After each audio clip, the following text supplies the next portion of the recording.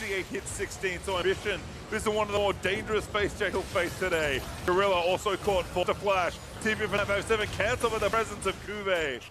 But still, to the Baron, MLG needs to duck back in there. Uniquely, China can keep going off Baron, letting it reset. Didn't even reset here. It's down to 4,000. Yep, actually going there again, threatening Mako, blocking shot. They just need to keep Ambition out of pin. They're going in with the ball, trying to take it. He's going with the misfortune! Gorilla steals it! Ambition hill forward, that's well worth it. Of all things, just a couple of rounds of bullet time are enough.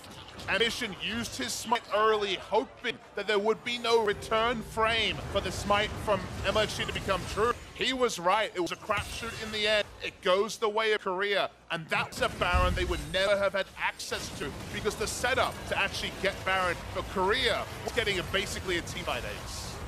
We see the replay here. Remember that Prey can just try to hit the Baron, try to DPS it down. Ambition goes in just below 2,000 health, uses the smite early, hopes for the best, gets the best. That's a big reward for Korea. Certainly is. And the game again stays even, but this time with the Baron in the hands of Korea for 2.5 minutes or so, they can play a bit more forward and try and break down more turrets, get more room on the map. The great irony of all of this is if they'd actually fully disengaged from Baron, it wouldn't have been that low to actually allow it to happen. The moment Baron gets below 3,000 health, you can just channel bullet time and give additional help to get the Baron low for when the tanky Gragas comes in and try to make it a 50-50. It ended up being a different proportion. Apparently there was 5% for the misfortune, but the 5% is enough. And now the waves that were pushing so quickly for the knock are a little bit slower. Now the timer for Korea is a little bit longer. And Faker has a death cap and is putting together a motley crew of death. Certainly looking good so far. He's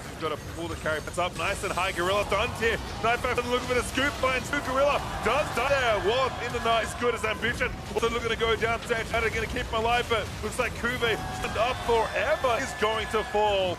Two great picks there from the Chinese All-Stars. Looking for wave clear was Gorilla, but it was really great aggressive stuff coming through.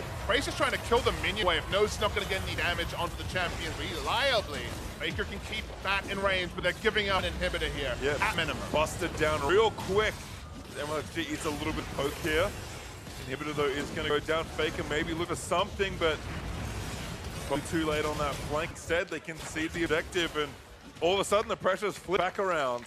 Yeah, Gorilla thought he could handle the ult about, what, 300-400 units behind the turret and fine, but there still is Braum, Sejuani, and Gnar to look for turret dives. MLG has been good on the trigger finger here. Still hasn't died on the Sejuani, not looking like he will anytime soon. They had a big advantage. It feels like the seesaw has been massive both ways. The Baron is supposed to be the steadier. We're supposed to deny moments like this, but look where the carries are.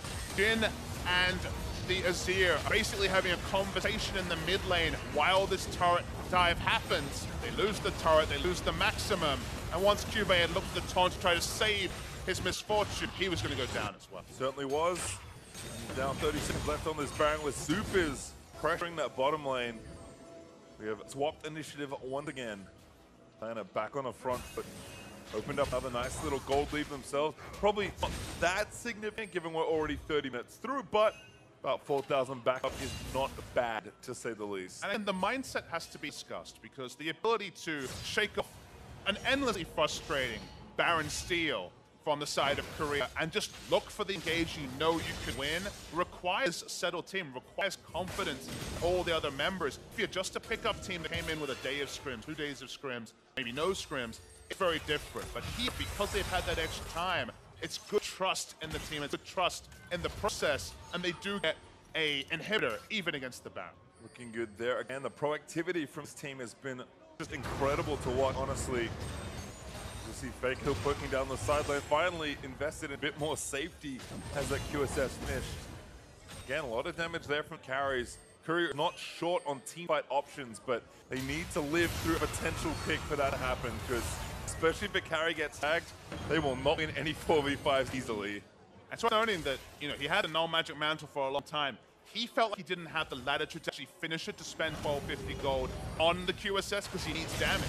Jin does decent damage, but Azir is the true damage carry on the side of Korea. He finally completes it, but it's, you know, 2,500 gold between the two QSSs to kind of extend the damage lead, you could argue, that China has, because a lot less has been itemizing defensive stats on the carries of China. And it's pretty nuts to look through the top lane and just see how far ahead 957 is Cuvée. It's about 1.5 items up. We talked about all that lane pressure with the cleaver, with the mallet. They're well done at this point, and he has 2 different resistance-based tank items to now also fight with.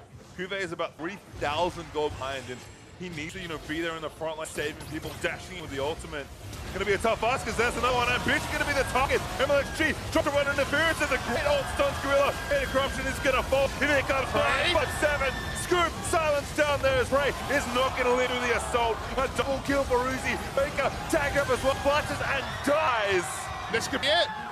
Certainly could. A triple kill for Uzi could finish this game off. Remember, Superman still here in bot lane. 4 members alive. Paris still alive. China want to cement. It has been a great all-star for them. They're looking to end the game. They've got almost everyone alive. Uzi will be enough to push through these turrets. Gorilla is trying to do something here, but MLXG bumps him up. There's another kill. Death time is still pretty long, 20 seconds plus, as there's going to be an ace completed by MLXG for the double kill, and a win here cements a brothers war in the final of the 2017 All-Star, as China will take game number 3. China versus Korea has happened at every international event that it could. This does start to square up the ledger, not in the way the Chinese fans would have wanted. They would have wanted the big wins at MSI, the big wins at Worlds. They didn't get them on those stages, but Rift Rivals and now All-Star, the Chinese representatives have been able to unseat the Korean representatives, and the Korean Dream Team left a lot to be desired now that their journey has been put in the books.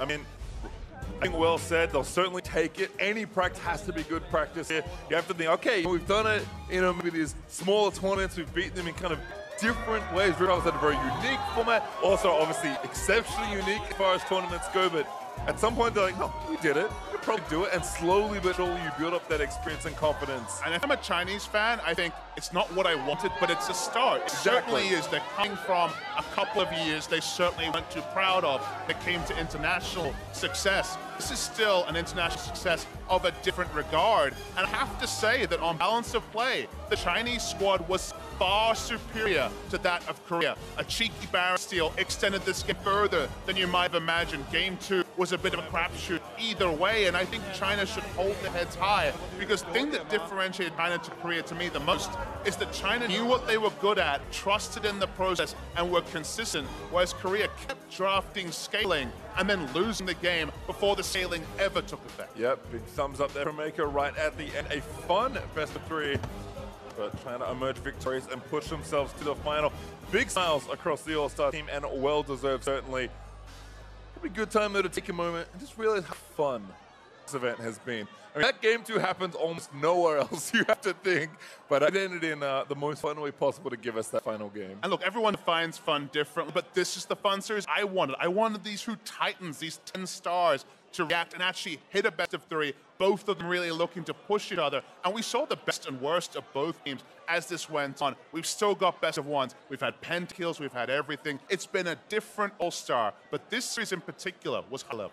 Certainly was. Got 1v1s coming up as well. Don't forget, for me, I'll take away from this series that stop sleeping on 957 if you have been. I think he got a lot of deserved acclamation towards the end of Worlds, but he's been, I would say, underrated for a while, and these kind of performances, especially against Cuvée, do show a lot. And the weird thing is, he's kind of increased his reputation more on the international stage than through domestic performance. The Kled that broke him out at MSI and the famous clip now of his great escape there, being able to take lane bully status rather than just take the the Shen side of the matchups and just try to sustain through. He can play lane pressure well. He was in great positions. He got the maximum out of the Nar Shen matchup that other top laners have not been able to manage as well. So basically, whatever hand he's being dealt, he's making it work, and that's the sign of a top laner to be feared. Certainly is. I think for me, the other fun thing to take away is that I don't think Faker's very happy that Malzahar is such a mad pick. He has been haunted by this pick at the end of this year. You know what the worst thing is? It doesn't work for him, and it does work against him. So, yeah, he's waiting for the nerfs there, right? Do him a favor. Like I said, should have to press more than one button to kill people. That one is certainly in on 7-2-4, but maybe more coming if Faker has those fingers tightly crossed. It was 3 games Worlds, another couple games here.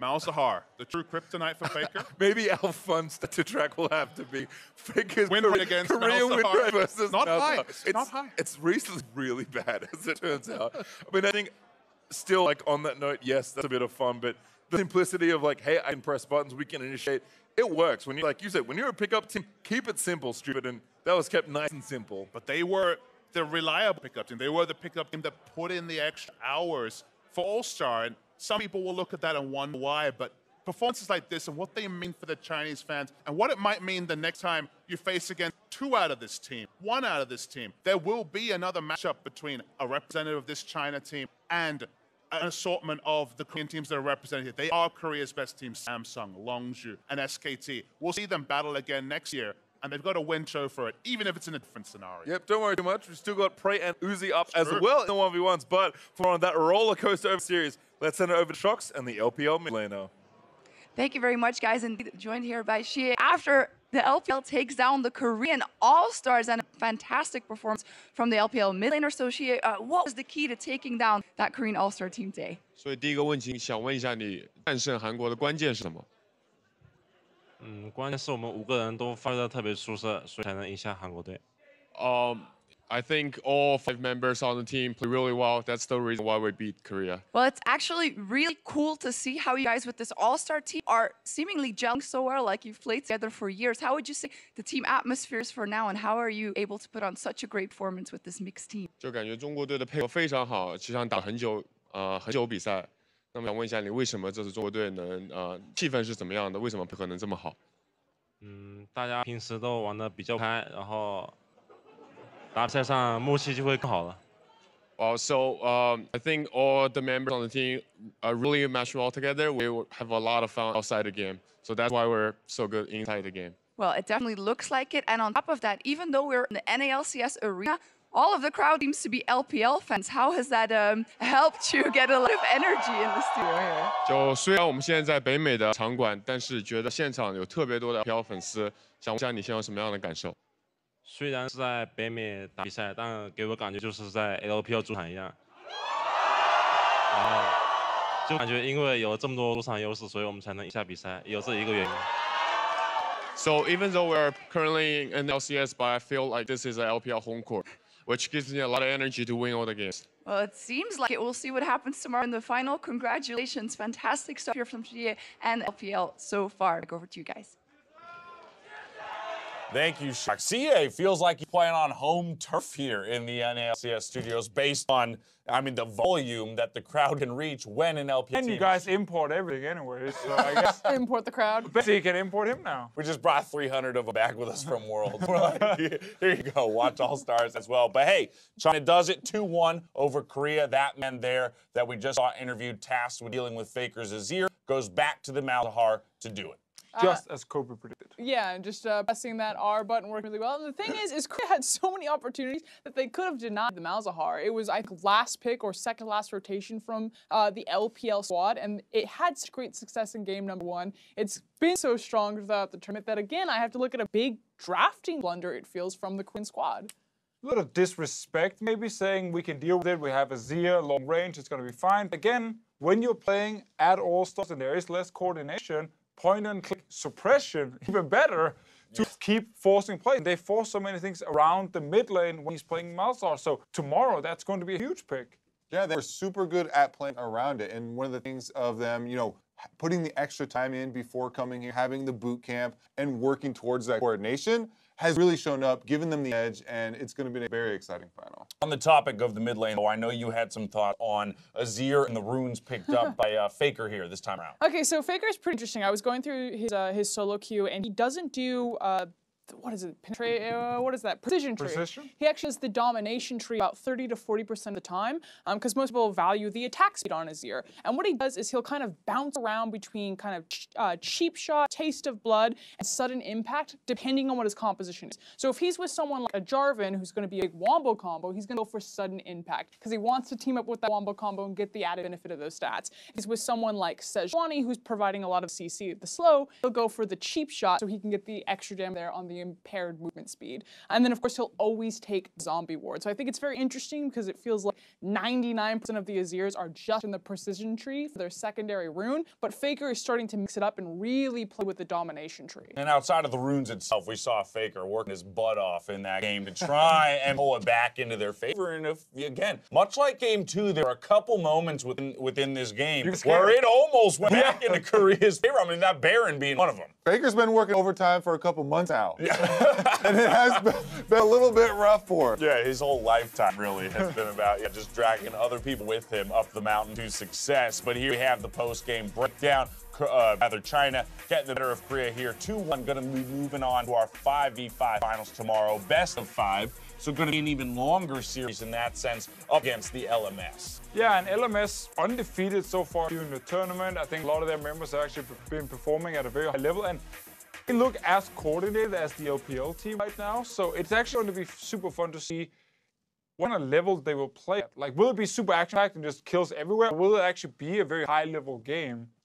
Based on how both of these rosters have played so far in this tournament, do you feel like this matchup favors one team or the other, China or LMS? I actually feel like they're really similar. Okay. They've both been running a lot of tanks. They have been prioritizing the front line, so that's why I don't think it's gonna be one of the preseason, matches that everybody's looking forward to with all the assassins flying everywhere. It does feel like both of them are focusing on playing to the 5-on-5, having the front line, and just looking for the solid engages after the mid game. And historically, the LMS is actually, or at least recently, the LMS has gotten the better of the LPL. I know on the international stage, the LMS has slipped backwards in terms of the results that they wanted, but the last time that these two teams met Rift Rivals, it came down to the very end for the LPL to just scrape over, and also at Worlds. It was AHQ's defeat over EDG that put them in that very sticky situation in Week 1, which meant that they couldn't climb out in Week 2. Fichio Pastry said he thinks people should stop sleeping on 957, specifically if he's going to pick someone out of the Chinese roster that's performing well throughout the entire season, really. Big plays at Worlds, here at All-Stars as well. MSI is kind of where he started to make his name known. How do you feel about that statement?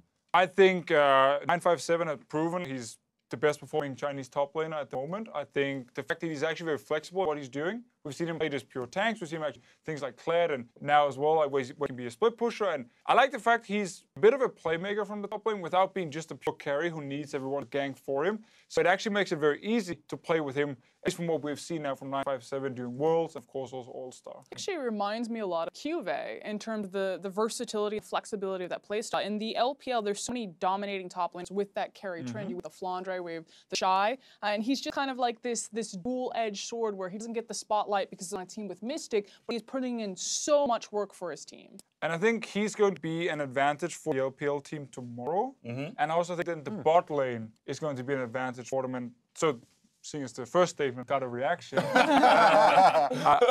I think Ziv is playing fine, I've actually not been too impressed with Ziv during the entire year. And I think 957 will just be a better version of what Ziv is bringing to the table right now. And then, of course, bot lane like BB and Swordart, they destroyed the GPL bot lane today. Will not happen against Uzi and Mako, and I actually see the LPL team have quite some advantages on both sides. All right, so then is the jungle matchup maybe somewhere where the LMS can find an advantage? MLXG, somebody that we talk about, has such a high ceiling, Kobe, right? Such a high ceiling. But if he's not performing there, sometimes we do see game-losing mistakes from this guy. Yeah, he is a guy that really does have a lot of peaks and valleys in his play, but right now, he's performing really well. So it's going to be an interesting matchup because Karsa, has been having a very good tournament as well.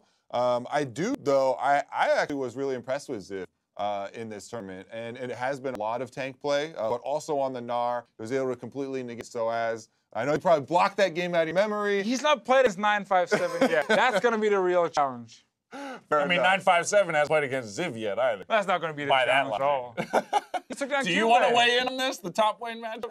Top lane 957 versus Ziv. I think 957's better. I think Ziv, like Dickish said, has a rough year. And Ziv really excels kind of a more so one style of champion. It's really been those tanks, the Maokai in particular. Yeah, he can go towards the carries, but it's not that same reputation. In terms of the jungle matchup, though, I actually think it's the same thing, but for LMS, whereas MLXG is just kind of a slightly worse version than everything that Karsa brings in terms of the consistency for this tournament. All right, well, there you have it. Our 5v5 finals are locked in. It's time now to turn our attention to the 1v1 semifinals. When we return, NA Bjergsen takes on Jisoo from Southeast Asia, followed by a best-of-3 between the bot laners that just faced off on Summoner's Rift. Prey and Uzi, let's hit these matchups real quick. The first one, because it's a best of 3, I think Jisoo's strategy might not work for him. He's been so close. You were on Jisoo hype train at the beginning of the day. What happened? 2-1 Jisoo. He's gonna take it down. How can you defend it like 2-1? You go 2-0. 2-0 Jisoo. There it is. 2-0 Jisoo. You know he's confident when he smacks the table like this. Yeah, yes, he's sure of his answer. Yeah, we're blowing out the mics. All right, what about the ADC matchup? The ADC matchup, I'm 100% in Prey's camp here. I'm a little bit biased. I just want Prey to win because... You just watched the last game? I said I want Prey to win. Right. Because of what he is bringing to the 1 versus 1s. You know, the Garen matchup, he's having a lot of fun with it. Yes, Uzi's a great AD carry, and he has a very good chance of winning the matchup, but I just know that Uzi's going to play AD carries, he's going to try hard, he's going to perform on them very well, but I would enjoy a little bit more flavor in the finals. All right, final thought here, Frost. I actually think it's going to be Bjergsen versus Uzi. I know they want the flavor and the fun, but I'm about the competition and the winning. This is serious. I have to go on the distance. Well, we'll find out soon enough. We get flavor and fun, or we get try hard. The 1v1 semifinals kick off after the break, but before Pokey champion. And it's really just going to depend what kind of matchups you're comfortable with, because you cannot ban everything out. MF is big. Now there's Zereth, there's Ezreal, there's Jarvan, there's Sejuani, there's even things like Kha'Zix and Nocturne and all these aggressive jungles that you kind of have to worry about as well. And you cannot ban it all out. So it's a kind of pick and choose. Now, I wanted to see BB playing Kleptomancy Ezreal with the TPA skin. The skin that he earned back in the Season 2 finals. It is up, it is available. Please make it happen. Let's see if they lock it in. If not, it has to be a high priority option for SEA. Certainly could be. A little bit surprised, I have to say, by the first pick, Ryze, that high of a priority on this champion. Yes, it is still a strong champion, especially if you are looking to kind of pair up with your jungler. Ryze sets up ganks so well for these aggressive junglers. Point-and-click route is amazing if you're going to be playing something like Kha'Zix. Locking on the enemy mid laner does not give you much of a chance to escape, but already the Kha'Zix is going to be picked away by Levi. I'm really interested to see what Karsa is going to go for. Will he go to something like the Sejuani as you had talked about? Or is he going to kind of match Levi blow for blow? Because if you go carry versus carry and one person gets ahead, it can be lights out for the other team. Karsa did play Lee Sin as well as Sejuani earlier in the group stage. And of course for Levi, his Kha'Zix doing 3, 1, and 4 when he played that a couple days ago. To round out the first rotation here for the GPL representative, it will be Alistar locked in for Kraft. Once again, kind of frontline, he's played Leona and Shen, so likes to be those more engaged frontline style champions. Yeah, and while Comet and Poke is really popular from support, Hard Engage is very strong as well. Aftershock, Guardian, these masteries have been so powerful coming from the bot lane. I also think that Alistar in the CC would be very strong into someone like Ryze, because it is a mid to short range mage, just someone who's to be up in your face in team fight and who can be very vulnerable to the CC. And you might just get your dream is looking like it's going to be the BB Ezreal. If he does not use the TPA skin, you're going to have to report this guy. I think we're going to have to get the refs in and actually make some sort of change up. But yes, I cannot believe in the game 1 of the semi-final. Yeah, Ezreal, Sejuani, Ryze. I really like what LMS are putting together here. I think there's great power, multiple stages. You've got a great front line already. And the onset, what do you make of this so far? Well, I think it makes a lot of sense. Sivir, one of the ways you can kind of deal with Ezreal is simply shoving him in. You have the spell shield to deal with some of the Q poke. If you can keep your men up, you can kind of control the lane, push it in. You have the Sivir ultimate to actually speed up the Kha'Zix, the Alistar to push in for this sort of engage. But I do think Ezreal makes quite a lot of sense as an answer to Alistar as well, because you can have the phase shift, you can avoid some of this, and you can really look to absorb that, kind of kite it back, have a Sejuani as your front line, and already a pretty strong core for both teams. Do slightly different things, but it'll be exciting to see where this next phase of picks and bans goes through, Sword Art's had his Leona taken away. Let's start theorizing, what does Patrick want to lock in? I mean, Xerath is still open and available. You can kind of keep Ryze at arm's length. But what other options are there for him? Patrick has played the Malzahar and the Ryze. Malzahar's banned, Ryze is already picked. Yeah, Malzahar is banned, Ryze is taken away. There are things like you go for a LeBlanc, you can even go Cassio. People used to like playing that matchup quite a bit, and Cassiopeia still can be fairly strong. We have seen still the long-range mages, things like Vel'Koz, which is being taken away, but Xerath has answers as well. I do think even some assassins can be quite strong in the preseason. I've seen quite a bit of things like Katarina. So I think there are a lot of options on the table. It just depends, what is the team style going to be? Yeah. Do you want to commit to multiple assassins, multiple people jumping in? Because if you're not drafting some sort of a control mage, then you're already very committed to an all-in style with Sivir Ultimate, with the Kha'Zix, with this sort of play. One control mage banned away. There goes Yeah. the Xerath as well as the Vel'Koz. There's actually two technically, I guess. The fact that Patrick got a teleport in his Sinner spell, maybe that indicates something like a LeBlanc that you could play with TP. Certainly possible. You also can obviously swap it up. I do think that Kassadin actually quite strong in preseason. That's another good answer here against the Ryze. Kassadin generally fares quite well in AP versus AP matchups. Most people taking Aerie these days. Teleport works pretty well. You can kind of poke him out with a Q. But one of the big issues here is the really low wave pick for Kassadin. So if you can actually push them in, and Ryze is known to do, if your side lanes start losing, your mid is going to get sieged very early on. So it's extremely important for Sivir, for Alistar, to hold their own in the bottom lane, because if Ezreal and Janna show up early to mid lane, Kassadin really has no answer to that siege, and the turret could be going upward. And that will just unlock LMS to allow Costa to roam, invade, take control of the GPL jungle. Let's see if we can defend the towers. Janna is the phase 2 lock in here for LMS. It was a hover on Camille. Now G2, of course, has been playing the carry style all tournament. He's played one tank in Sion, and he's had Jace, Camille. Jace is open, and he's obviously played some interesting ones in those 1v1. Kennen also available. People have been expecting Spellbook Kennen for a lot of this tournament. It's a very strong answer to Gnar if you wanted to go for it. But it could be a Kali. Ooh, I like it. We're getting some spice in the first match of the semifinals here at All Stars. And Akali is not something we've been seeing in competitive for quite a long time, but for quite some time, at least even in North America, some of the tops have been practicing it, feeling like it was pretty viable. The early stages for Akali famously can be pretty rough. Yes, you can use the Shroud defensively to try to keep yourself around, but really you don't have many options pre-6. Once you hit 6, once you have those ultimates that have the dash charges, you can start really going aggressive on someone like this Gnar. We could see Levi playing around it because there's so many dashes that Gnar could not really escape from a very strong Akali. But if you get behind, you start being pretty worthless, and you're picking it into a Janna as well, which is going to disengage you in the team fight. Zale, that's the whole comp.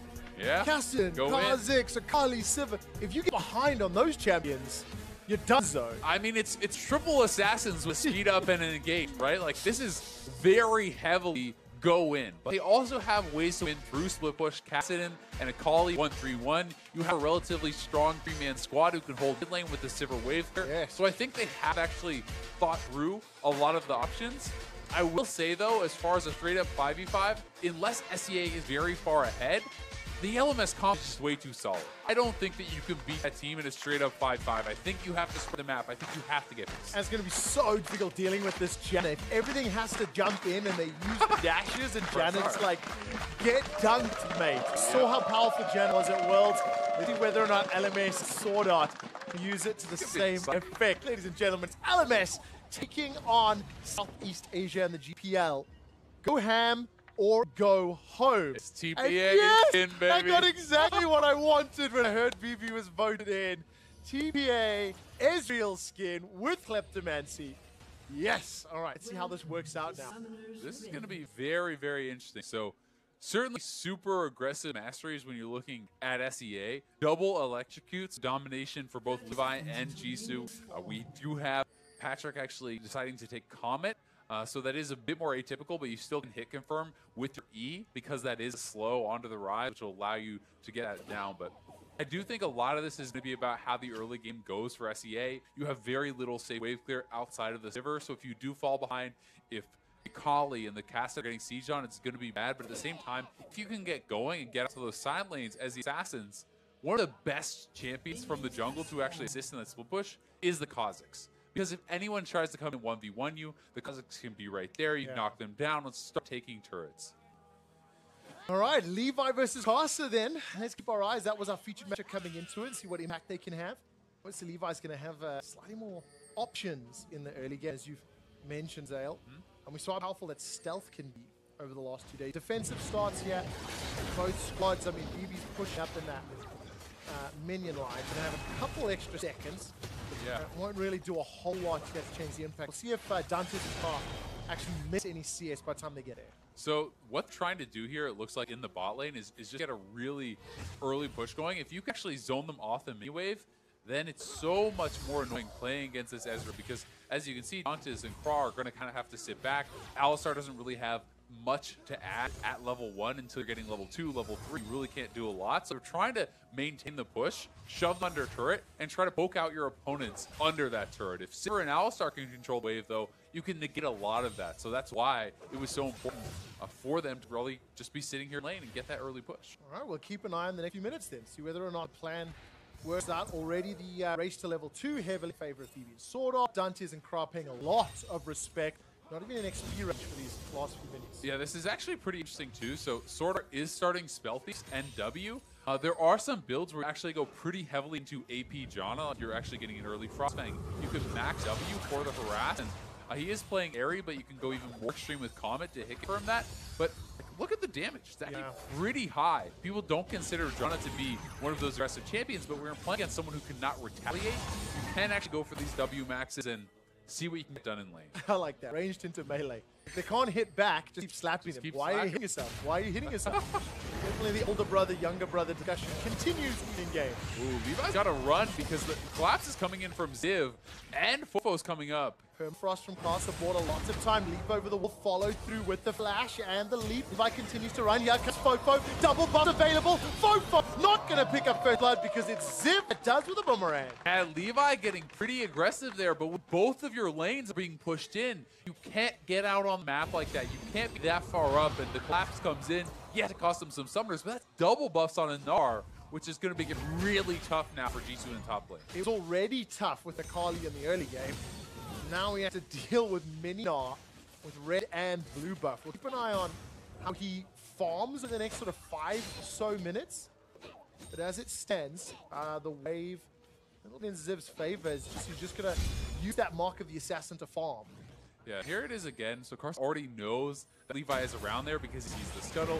Levi's trying to clear out the blast cone to kind of protect his top laner there so that Karsa does not have as a gank path, but both the lanes are pushing for the LMS. The collapse fully comes in from Ziv, from Fofo. They know they can go from this flash over and get that kill. Very nice collapse from all the LMS. Really, really well played. So, early advantage, 800 gold, assists on Karsa and Fofo.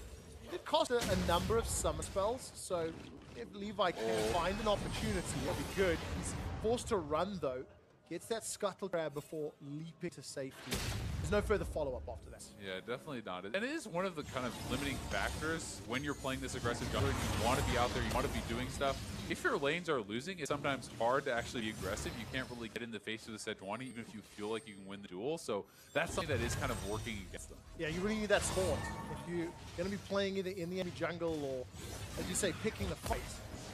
Keep an eye on like how the lanes respond. Well, Patrick, every time we look mid, Fofo is just running forward at those rune presence and overloads over and over and over. It certainly is, but one thing that is going to be kind of nice for the SEA is there is certainly an opportunity to capitalize on the fact Fofo used both his summoners, and all he got for it was the assist. He did not get the double buffs. He did not get a kill. So you have Patrick, who has the teleport still. He has his flash, and when he hits 6, there's certainly a possibility to actually go for one of these kills with Levi coming in, with Hasid and Rift rocking forward, and we'll see how Fofo is going to be able to play around that, and if Karsa is able to keep him safe through vision. Yeah, Patrick, of course, going to be playing the mana game a little bit later on. Got himself that Transcendence.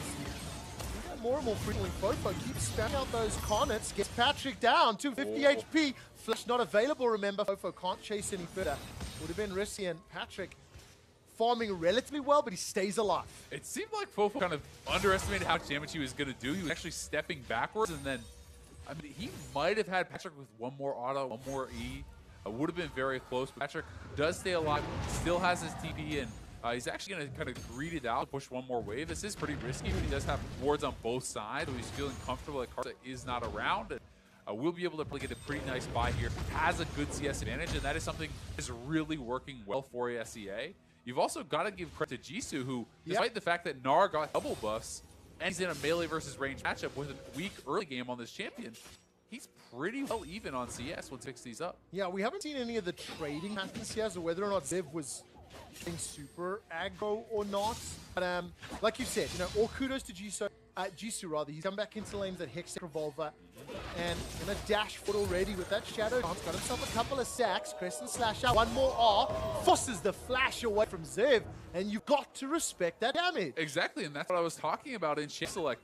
Once you have the ultimate, you save up the charges, and despite the fact that this guy has the jump away, he forced a flash, did not commit any summoners, and that does not bode well for Ziv in that 1v1, because once he gets Gunblade, that's another slow that's going to be coming in. That's even more access to the chase down. You kind of need to punish Akali's early weak game, or she can start to really run wild. Yeah, I don't think Ziv has watched any of Jisoo's 1v1 matches on that Murd Bridge. Yeah. Because Jisoo's been doing that over and over and over. Got to get the scouting reports in. Hey, you got to do it, dude. That's what this tournament's about. Anyways, bringing it to the lane. So Levi, Fofo, Levi can look gank either Fofo or Ziv. Well, Fofo's still flashless. If that lane can get set up, you've got level 6 on both of those solo laners. And Kassadin plus Kha'Zix or Akali plus Kha'Zix, anybody will get run down at this stage of the game. Honestly, I think as far as the SEA position goes, the one concern is the bot lane turret. Because this turret is extremely low, and this is only 8 minutes in. It looks like it's actually just dead right now. And that's what we had talked about as well. If you lose that bot lane turret too easily, which you do, that means that you're now not only losing the bot lane, Vivi is going to go and probably ruin the mid lane as well for Patrick. And Patrick is actually very happy farming this out, but Jisoo getting aggressive on Ziv. Keeps chasing him down. No flash available. Support coming up from Levi. Jisoo even sidesteps the Gnar to avoid getting knocked back. No further opportunity though as Patrick keeps forward with the Riftbolt, continues to chase Fofo down. Rune Prism by a few extra seconds before continues. Fourth Pulse comes out as well. 200 HP left to burn through. Flash forward. Patrick takes a tower shot. Now he's tagged minutes. Flashes to safety. Riftbolt will be a few seconds away. W Max, I believe or not. You start at least sort out. He gets the kill. Yeah. It is Max, yes. Yeah, it's W Max. I mean, it's so strong into these melee matchups. There's not a lot they can do to retaliate. Now that's kind of, I mean, it was pretty ballsy for Patrick to be going for that when the bot lane is missing and he does get punished. Yes, he forced both the summoners out of Fofo. He did get a flash out of BB as well, so there's some things going for it there, but this is where the game can start to fall apart because they do not have good wave clear besides the Sivir. Sivir lost her turret very easily. She does not have any range support with her. They could not contest the bush, and this is where they need to try to slow down the game. A lot. It's nearly 10 minutes, and it's 2 and a bit thousand gold already. Tower first blood, 2 kills, first dragon. The LMS have got every single trick so far that indicates we're in the lead. Now, Power Dive, sick possibility, but Menar, she's about to pop. Doesn't have his ult though, remember. He doesn't actually have it because he spent earlier, but Jisoo taking so much damage from the turret. Yeah, gonna use some of that as bonus defensive stats underneath the Twilight Shroud, but the minions were not pushed quickly enough. Yeah. Ziv, with the help of the tower, easily survives. Yeah, definitely not a good setup there. Jisoo went for it too early. The minions were not in. He took too much damage. It essentially means you have to just bail out, and then Levi saying, well, can I do something? Not really, so... that's going to be a wasted opportunity there for them, but still, Jisoo does feel like he is winning this 1-1. He is still strong, so if you can delay, things will be looking good, but it's actually going to be going up to the top lane and trying to stun the Akali, which is another option, because either way, you cannot really wave clear for either of these assassins very well. No, there's not a lot that you can do, unfortunately, for Southeast Asia, so let's see whether or not they can find an opening. Levi's not had any impact this game. It felt like every time he's in the river, he found himself right in front of Karsa Sejuani. And look at the mini-map now. Great deep vision set by Karsa in that top quadrant. That's going to allow BB and Sword Art to push for days. Thank you, observers, highlighting it. And it's going to give the LMS region all the information they need to play safely. Certainly is, but Dantes and Kron did see that BB was up top, so they're going to actually match this lane swap. I think that is certainly the right idea. You want to try to keep your Akali in this isolated 1v1 against the Gnar. Try to keep the Kassadin farming well against this Rise, and you know, they have given them the opportunity to do that for now, but it's going to come down to, can Dantes actually wave clear enough to kind of keep this? Levi is coming down, so if Jisoo can build this up a little bit, they could actually look for it. He's got himself the Cutlass for some life steal. Oh, nice very dodge with the good Shroud. dodge. Zip's now in trouble, gets dumped on by Levi, and Southeast Asia get the first. Oh, that was just sick from Jisoo dodging out, but BB shoot the ultimate down. Do they know it's coming? They should now. Dun. Oh. That was a bit anticlimactic, actually. But we had to follow. We had to follow. Yeah, I liked it. Props to the observers. Nicely done indeed. All right, so Southeast Asia's got 1 on the board. There's 2 at risk of being caught out. And Fofo's coming for the dive. Look at that damage from the Klepto is already got Sheen and the Manamune starting to stack up. Another stack. Kassadin coming up too. Simply too late. He takes a tower shot. That's the first kill of the fight. Oh, here comes Jisoo. Dashes forward. Monsoon's gonna buy a few seconds of time. Jisoo goes in Fiddle. Gets himself another. Hello, reset. this is Patrick. He gets one with the Rift Walk. Low on HP, forced to run for his life. BB's looking to run him down. Gets another kill for the LMS. Now Jisoo forced flash over the wall. Maroon Prison, not to be enough. Gonna lock down Krav for a few seconds longer. Some support from Levi, but it's too little. It's too late. It's a 1 for 4 in favor of the LMS. Yeah, GPL gonna lose so much there, and the turret now will be under pressure too. Sorter doing a great job shutting down those assassins. They got the early kill. Kali potential to actually go nuts in that fight, but kited out very well. Deny the initial engage there from the Janna, and the Monsoon plus the shields is enough to reset this. I actually think that Dantes and Kraw did about as well as they could delaying this. You're actually going with the minions, realizing you need to push that out. Kraw denies the engage there from Tarsa, and Dantes does clear out the wave, buys them a bit of time here, but they're just so far behind play. Their AD carry cannot really contribute too much. Patrick's already down to half HP when he comes in, and BB not even close to going down there. Look at how much heal comes out from the Jund ultimate, resetting the fight, and BB is just kind of allowed free reign here. He's able to chase him down, knock him out, and not much chance from there in the fight for GP. Unfortunately not, and as we come out of the replay, it's 6 kills to 2. Fofo with BB continues to run up to 3,000 gold lead. When we look at the minimap, Ziv still defending down bots, BB pushing up top, and Fofo, no one really able to stand toe-to-toe with him. He's just shoving in that mid lane. It's all just gone really, really well for LMS. The early game has played out. The bottom lane won, I don't want to say as expected, but they took advantage of the situation right from that level 1. Yeah, I mean, I would certainly say is if the Janna is going to go WMAX in any sorts of builds, like it was very intelligent adaptation going against an Alistar who, well, even if he tries to engage, you can deny it with Tornado. If he doesn't, he's just going to be getting poked out. So they kind of drafted a relatively weak lane into this. Unless they ever can push it out, unless they can maintain the shove, you can't keep your turret alive. And that's really where the main problems have come from, because both the solo lanes were doing well in the 1v1. If I was farming, things were going okay, but it's just got to be slow it down. It's the same game plan, and we'll see if Ziv get a kill here. So much damage from Levi. That ultimate here. There's no armor for Ziv. Gets eaten alive, and that's a bug splat. He even gets the flash there from Ziv, which is going to mean he's so vulnerable to getting stopped in the side lane. It's buying Jisoo some more time. The bottom turret is low, but they're looking for another dive here on top side. 4 men, and Dantes. Well, that's a daunting situation to be in. The Realm Warp, 4-on-1, it'll at least allow a Mountain Drake, which is a pretty big cut. Yeah, it's actually being traded this time. There's some good things going on for SEA. Because Levi got the pick, it means they get the turret on the bot side, they get the dragon on the bot side, pushing up in mid lane. So really not so bad for the SEA, all things considered. It's 1-for-1 across the map. It's a turret trade and a dragon. And pressuring mid lane here too. Actually looking pretty good. Yeah, not too bad. SEA not out of it yet. It was starting to feel like it could. It was starting to feel like that snowball was becoming a boulder that would be insurmountable. However, open map, the towers down, and actually some very squishy champions. If LMS don't keep that vision, they can just get shut down. We saw how quick Ziv died already. Yeah, certainly, and I'm a little bit surprised, though. Patrick actually going here, but he had no vision to do it. Yeah, a lot of damage being put down. He's going to Rift Walk over the wall. Flash used as well. And just that little kleptomancy for BB. He picks himself up. Potion is... Shelly is summoned in the mid lane. This Bop should be enough to kill a tower. Yeah, this is very smart. Go and actually knock down the mid lane turret. I was going to say I was a bit surprised that they were waiting so long to do this. The SEA team is collapsing, but the turret will already be gone. You can pressure the Kassadin, take him out of his comfort. You don't want him free farming because he will become a threat later. Although this is still a very big lead for LMS, things are going in plan. You need to keep pushing the pace. You need to keep up the pressure on these turrets because you don't want the assassins taking over in the silence. Yeah, and of course, you cannot forget the 500, 600 CS Sivir win condition. I've seen it a few times where Sivers are allowed to wave clear for what feels like ever, and all of a sudden that Ricochet in the late game can just turn fights around. I mean, hey, once you have a Shiv and an Essence Reaver, you're going to be able to wave clear very, very quickly and relatively safely. An auto or two plus your Boomerang will take down most of a minion wave.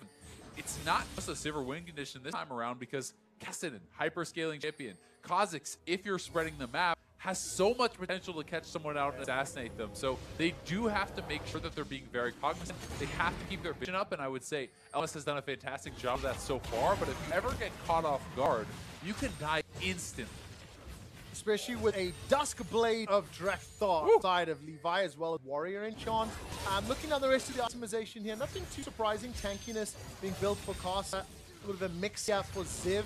Still not quite beefy yet, but he'll get there eventually. And it looks like he is going for the more kind of split pushy build. He's likely building towards Frozen Mallet. The Gunblade is a very big completion, though, for Kali and a huge power spike for this champion. It's a lot of added damage, gives you the additional slow for the chase down, plus more burst on your combo. And if Ziv gets caught in a long lane, he really could get soloed out, especially there's even more threat when if Karsa's not there to defend him from Levi.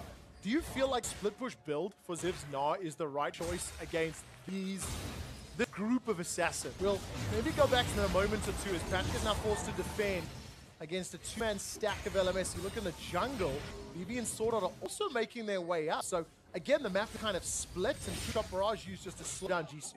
Yeah, push out that wave. And they have actually spotted Levi on a ward. Even though he has a pink around there, there was a cover ward to the left of that pink ward, which was covering the wraparound for the turret dive. That's the reason Karsa is here, and that's the reason Ziv is now moving forward. He's trying to bait them into making this dive happen, right into Karsa.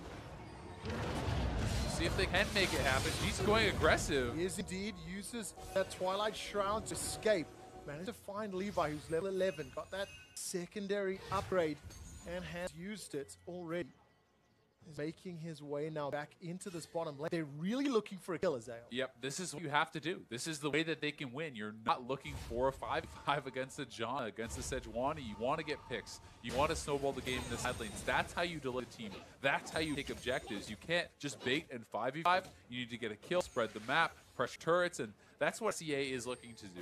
As far as your earlier question about is it the best strategy for a Gnar, it's tough to know exactly how to itemize when there's a physical damage assassin and a magic damage assassin that are both going to be coming for you. You could say, well, build a service and try to survive, just kind of delay against the Akali. But, well, if Levi comes in here with the Dusk Blade and just is shredding you down, that's very risky. So he is building just max HP, which is going to be some general defense against both of them. And the Frozen Mallet does give him some survivability and ability to chase down Jisoo if he kind of fills the all in. So I think it's a reasonable choice. You could certainly make the argument to build straight up tanky and try to flatter a team fight, but SEA probably doesn't want to get you anyway. Yeah, I guess it depends on how you utilize that build as well, right? You got to play around your itemization choices and as well as the enemy choices. 10 minutes has passed since the last check-in on gold. It's still 4,000. So while LMS were off to a great start in the laning phase in the opening minutes, it's slowed down somewhat as you're now going to go past that outer ring of turrets, get deep into Southeast Asia's jungle and push the vision, push for inner turrets. It's a lot more difficult. Dantes is just rotating between lanes, clearing it out so quickly. And the big thing really for the LMS now is you've got the outer ring of turrets, set up Baron Vision, look to control that because there's nothing that shuts down a low wave clear squishy team like Baron. All right, Realm Warp is going to throw the LMS squad into the back line. Only Fofo that gets it. They get the flash out of Kra, Dantes, and I believe Patrick. So 3 for Realm Warp. That's well worth. That is super worth it. So they did get both the bot lane flashes there. Patrick had just come up, but they're going to try to pressure on the Baron. If you can clear out the vision, if you can continually bait this, SEA only has so many ways to check it. If they have to face check and are pushed into that 5v5, it's very unlikely to look good for them. They're starting it up now. They're trying to force the TP out of G2S, shown on the bot side. They're going for the fight. Already Kraz in trouble. Unbreakable will buy some time, but how much time? Not enough. BB gets his first, looking for a second. It's in fact Kaz that gets the kill. Ziv throws out that ice bolt, won't find the slow, won't need it. Flash over the wall, gets a gnaw into the wall, and Southeast Asia are running for their lives. Levi sits inside the bush, goes down that void assault by some time, bursts down Mofo, not enough for the kill. LMS get 4, and only Dantes is left alive. Yeah, Jisoo probably should have just canceled that TP. I mean, it's 4 kills. It's going to be the Baron here as well. Dantes is forced back. They're not even going to be able to get a trade in. And honestly, this is really all LMS needs to blow the game wide open. They are really looking so far ahead at this point. Well, LMS came out of the group stages undefeated. They look fantastic in their games. And at 22 minutes, they've stamped near absolute control on the game. Ziv, with his split push build, is going to run down Dantes. Doesn't chase, though. And is to get on the hunt out of Dantes. He escapes with his life. And when you take stock, Baron, 9,000 gold lead. Thereabouts, 11-3. LMS can't just play the map game they want. Yep, Ziv probably could have killed him, but showing respect to the fact that SEA could have other members there, but they go over the wall. They know some flashes are down. Pra already essentially chunked out of the fight, and Jisoo completes the teleport into the middle of everyone, knocked up into a root, instantly burst down. No chance to really do anything. Full retreat for the rest of the SEA squad, and no real chance to win the 5v5, especially one that starts that way. So it's definitely looking rough. The split push game has been completely shut down because the Baron buff means the LMS will group, they will siege, they will force you to team fight, and good luck fighting into a better team fighting team when you're 8,000 gold behind. And your only wave clear is Dantes. So, or reliable wave clear is Dantes. That's a much better term. Okay, so now I guess if you're a GPL fan, if you're a Levi supporter, as well as the rest of the squad, you start looking, right, how do they adjust? Do they change? It was a risky team competition. It's an Opus game. And it didn't work out from the lane phase. You gotta, gotta see if there's anything on your desk. Maybe throw it over at the LMS players. Then when they're trying to figure out what happened, you gank them, you take it down. Barring that, I'm not sure there's too many adjustments. I'm fairly confident, Azael, there is a rule or a line somewhere in the rulebook that says you cannot physically assault the enemy team by throwing water bottles. Maybe you could say you're lagging out, Straight to excuses. That's where we're at now? I think that's where we're at. We've gone from distraction to excuses. Yeah.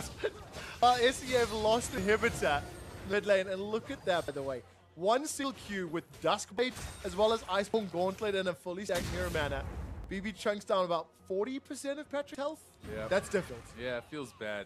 Alternatively, you can try for an all-in. That's basically your last hope. Pop the Sivir ult, hope that Croc can get a miracle combo, instantly kill someone, then maybe you have a chance to win the fight. You have to get a pick immediately. If someone on LMS does not die instantly, you will not win the fight. That's not how you win the fight, Southeast Asia. Cry already down. A double kill for Ziv as Levi is cut down where he stands on the hunt by Dantes to try get to safety. But he now dies to Fofo.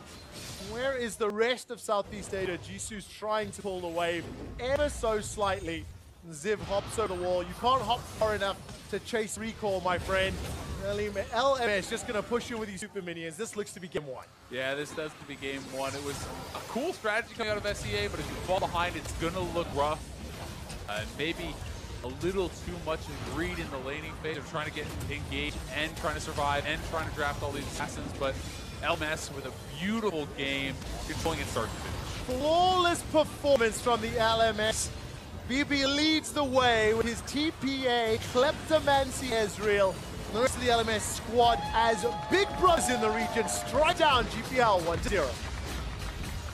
Really impressive play. There's not much to criticize from this LMS team, from the lanes they picked, the composition they drafted, how they execute, the adaptations for the WMAX Shunna against this kind of a usable lane. Yeah. That was really the key. I have to give a lot of credit to BB and Sword Art unlocking the bottom lane. That cracks open the map. Really tears apart the SEA strategy. Yeah, and it just, Levi never got into it. Never got a chance. He ran into Casa time and time again in the early game, and what a different performance here. The most advantageous based on the LMS draft, but you are leaving up a lot of the super powerful picks. I mean, you go MF Xerath bot lane, which would be a nightmare to play into. Oh, that would be... I actually really do not enjoy watching poke, because you poke someone, they run away, and then you chip the tower. You poke someone, they run away, chip the... Like, that play cycle can get so frustrating, and even more frustrating to play against because you have to dodge so much. Anyways, it's not going to be the Xerath yet. Sejuani has Fortune. Jisoo has played Jess once already. And, of course, Leona was banned last game. Leona was banned, and Leona traditionally a very good answer to the MF. You're stuck in one place where you're ulting. Well, guess what? Leona's ultimate can answer that very well.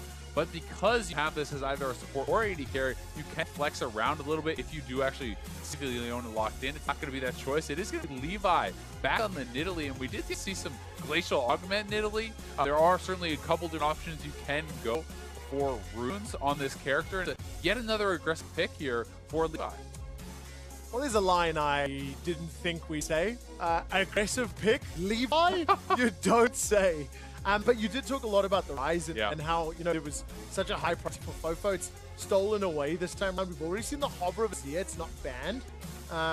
It's one of the options that could be run into it. And first phase, you're starting to see a bit of a mixture here. You've got a little bit of frontline, some poke, some scaling on both sides, but quite a lot of long-range poke from GPL. Yeah, it is a lot of poke, and it's already, for me, the GPL squad looking like someone who has to kind of slow push, unless you're going to draft a really strong bot lane where you can then group and then poke. But even still, you don't have a tank in the top lane, you don't have a tank in the jungle. You're already looking like less a team fighty squad in general. Whereas over on this side, you have long range damage coming out of the map, coming out of the Azir. You have control with the Azir wall, and you have this beefy, strong frontliner in the Sejuani, who's such a powerful team fight jungler. So there is a lot of powerful team fight, and it feels like we're already kind of going down the same road that we were in game one, where SCA is going to be having to split the map. We'll see if anything changes from that, though, with the final picks. Surprise, a Jace support at some point. No, that's not going to happen. Only time we saw that was Mata, and I don't think you want to see that one again. It did not end very well. It didn't. It did not end very well. The last few bans here, Azael. Varus, Tahm Kench, Janna, and Maokai. Ooh. The Leona is locked into complement his misfortunes, so going to give them again. I mean, LMS could kill all of GPL without ever physically landing a champion-based auto. Bullet time, Sand Soldiers, Solar Flare. All right, you're kind of Sand Soldier is not a champion auto. It's not a champion. I'll give it to you. I'll give it to you. Technicality of word. Technically correct is the best kind of correct, as Freak would always say. All right, well, the Leona is a takeaway from Kra, and you're like, wait, is this a compliment? Is this an insult? No. I'm not sure. You're actually, living in that danger zone. I have to be honest, my brain went to, like, time to insult Freak.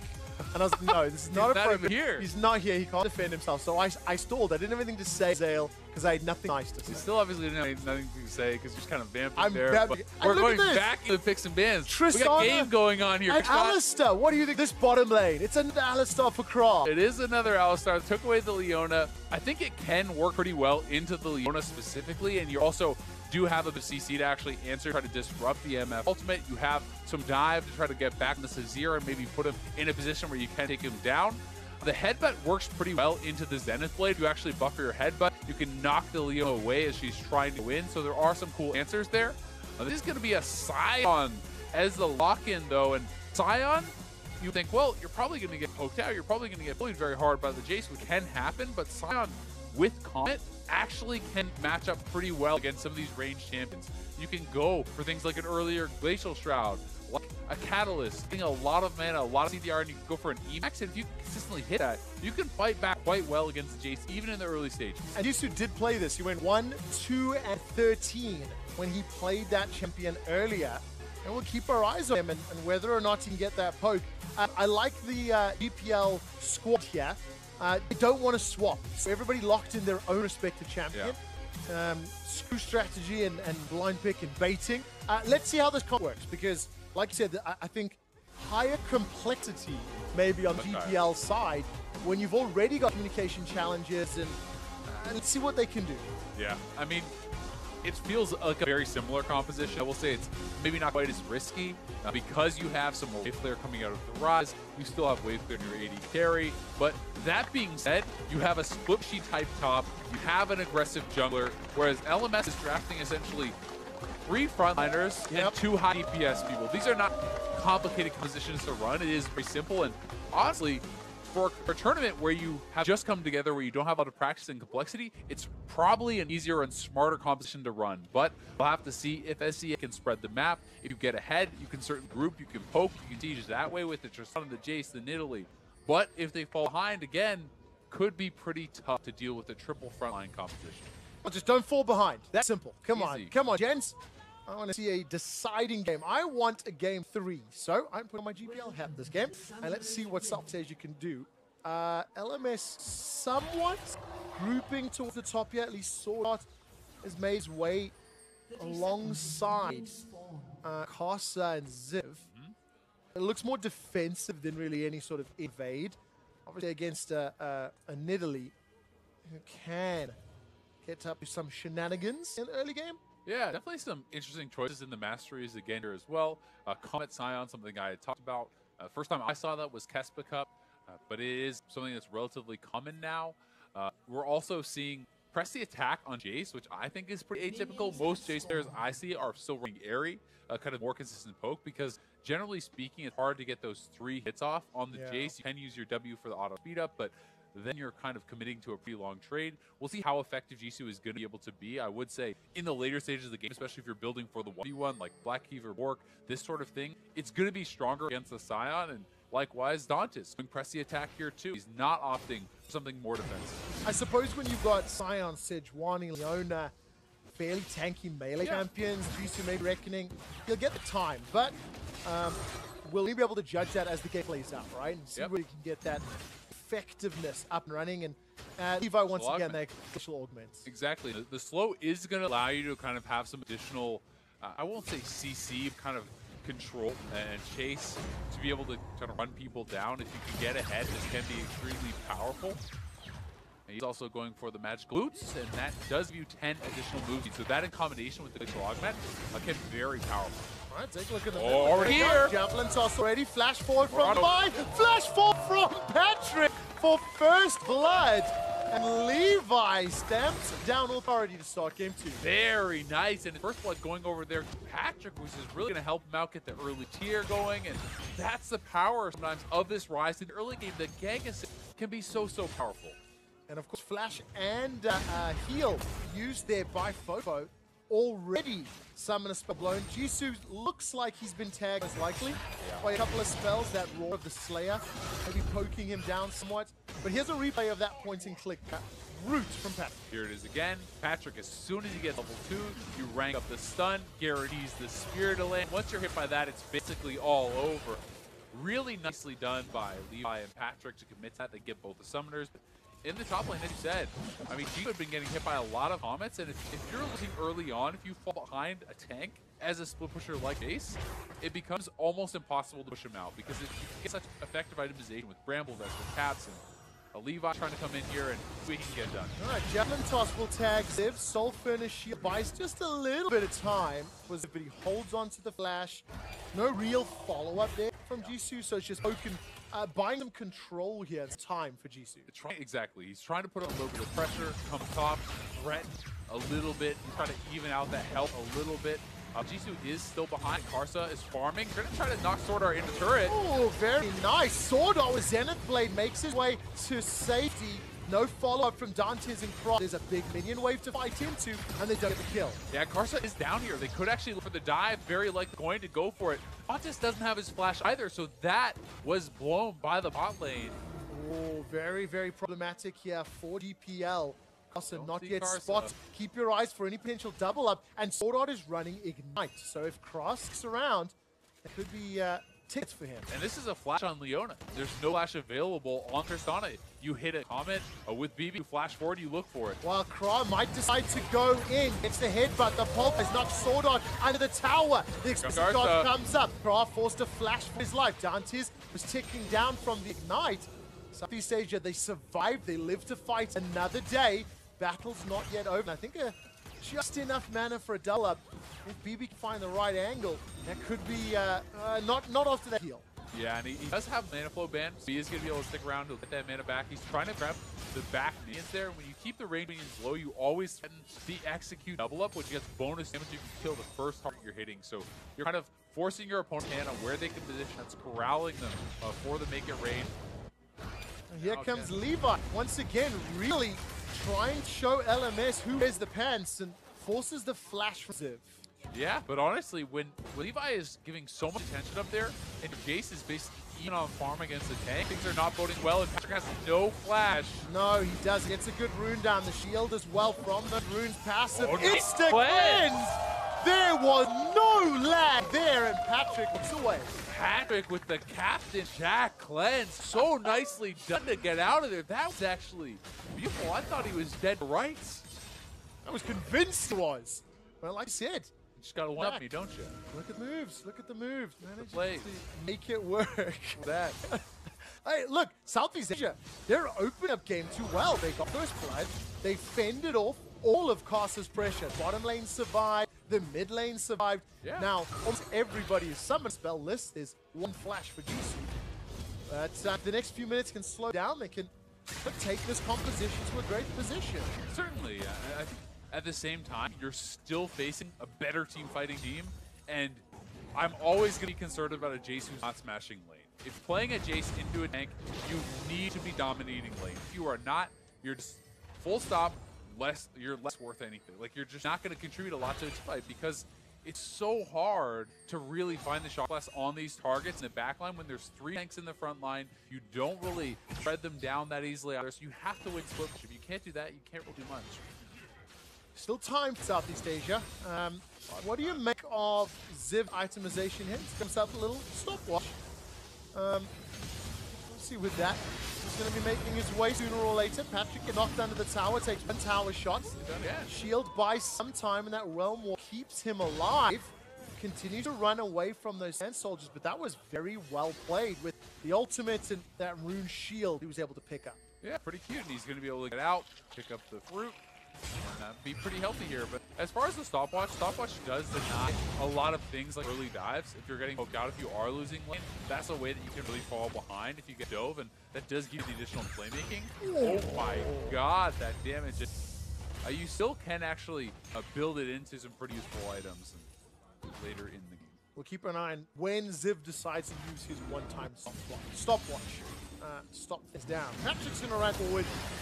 I think he was just able to buffer up that conquering sands and slides away to safety. And Patrick keeps him under pressure. 51 CS to 54. Fofo's doing relatively well in the farm game. Of course, both mid laners have been ganked by their opponent's jungler. And as it stands, LMS on an even keel. By this point in the previous game, it was already a 2,000 gold lead. So this is a significantly better start here for G-Bal and Southeast Asia. Yeah, they're looking pretty good. And I'm going to be interested to see if the stopwatch means at all that he's going towards a quicker stone base. I mean, because it does reduce the cost of that also, and it does build into that item. It's something that a lot of people forget. It builds into GA Zone Plate as well as Zonias. Yep. So it just, would you expect that itemization on Sion? I think it's actually very good on Sion, just not super early, but I think as a third item or something, he's super effective. I think, especially with this Comet build, you want to build mana early on. You know, with the second Mana Crystal there, on top of the Glacial Shroud, I'm expecting Catalyst, and that's kind of the more typical build. You have a lot of CR, you can build that to an Abyssal later on, you can build either an Iceborne or a Frozen Heart, and then you have tons of CDR, tons of mana, you can spam E and still can contribute that poke to the lane. It's just really fun to see Sion in the top lane. Champion we haven't seen for quite a while. Actually, you know, he was made a long time ago. And now with some of the changes in the Runes Reforged, shining just a little bit more. Yeah, and with a very creative setup, right? This is not Q-Max Sion. You actually only put 1 point in your Q for that slam. It's max your E for the poke, then you actually max your shield second to be able to be kind of more tanky and sitting around there. So definitely a very smart setup, and it's always cool to see players, you know, finding ways to make a champion viable in a new way. All right, let's see what Levi can do. Manages to find a tag with that javelin toss. Go in. Gonna follow the Realm Warp. Now he's in trouble. He has ultimate available. Straight to LMS. There's a bullet time available for Beefy. He's right to line it up. Get one. Caster's already on board. Jisoo finished off teleport. Now he's to press the attack. Solar Flare comes down and GPL are running for their lives. Ziv joins the board and with a decimating smash, knocks up the GPL. Kra and Dantes escape for now. They get one on the way out. It's B that loses his life. Dantes gets tagged with this low. The Comet follows thereafter, and LMS, they come away 3 for 1. Yeah, it feels like GPL felt like they needed to get ahead there. They needed a big win, and they're not able to find it. They forced the fight, but the bot lane from the LMS is able to respond so quickly. BB has his ultimate available, and they navigate that fight very, very well. A lot of credit to Fofo for fighting back, for not actually going down. It's a couple kills going their way, and starts with an SEA engage.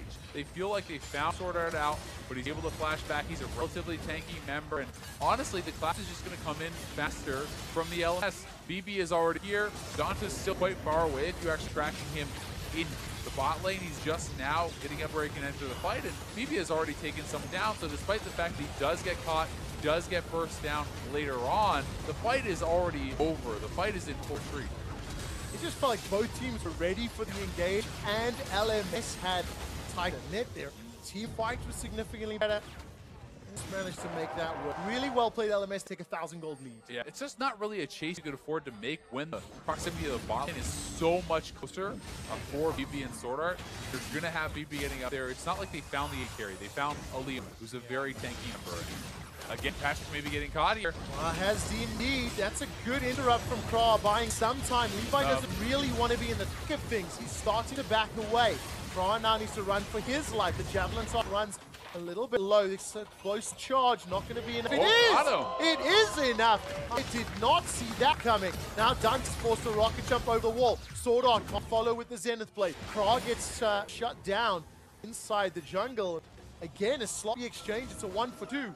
Sword Art, he fancies his chances. He's going to look for the Zenith Blade. The recall will complete, and Sword Art unable to find his man.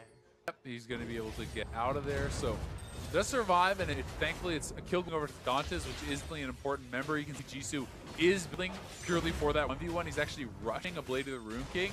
I'm going to give you some attack speed and press the attack, and the percentage HP damage can be pretty effective against tanks, but really it's not a lot of HP being stacked just yet because Ziv is going for the Iceborne Gauntlet, which is going to be pretty powerful in that 1v1, but if he gets too far up, this means you're relatively vulnerable to Levi, who is map damage, and you don't have HP. Well, even with the 1v1 build, Jisoo's being in support.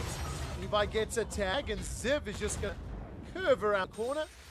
That unstoppable onslaught retreat. We saw that happen quite a few times, actually. We saw him play last time. Certainly did.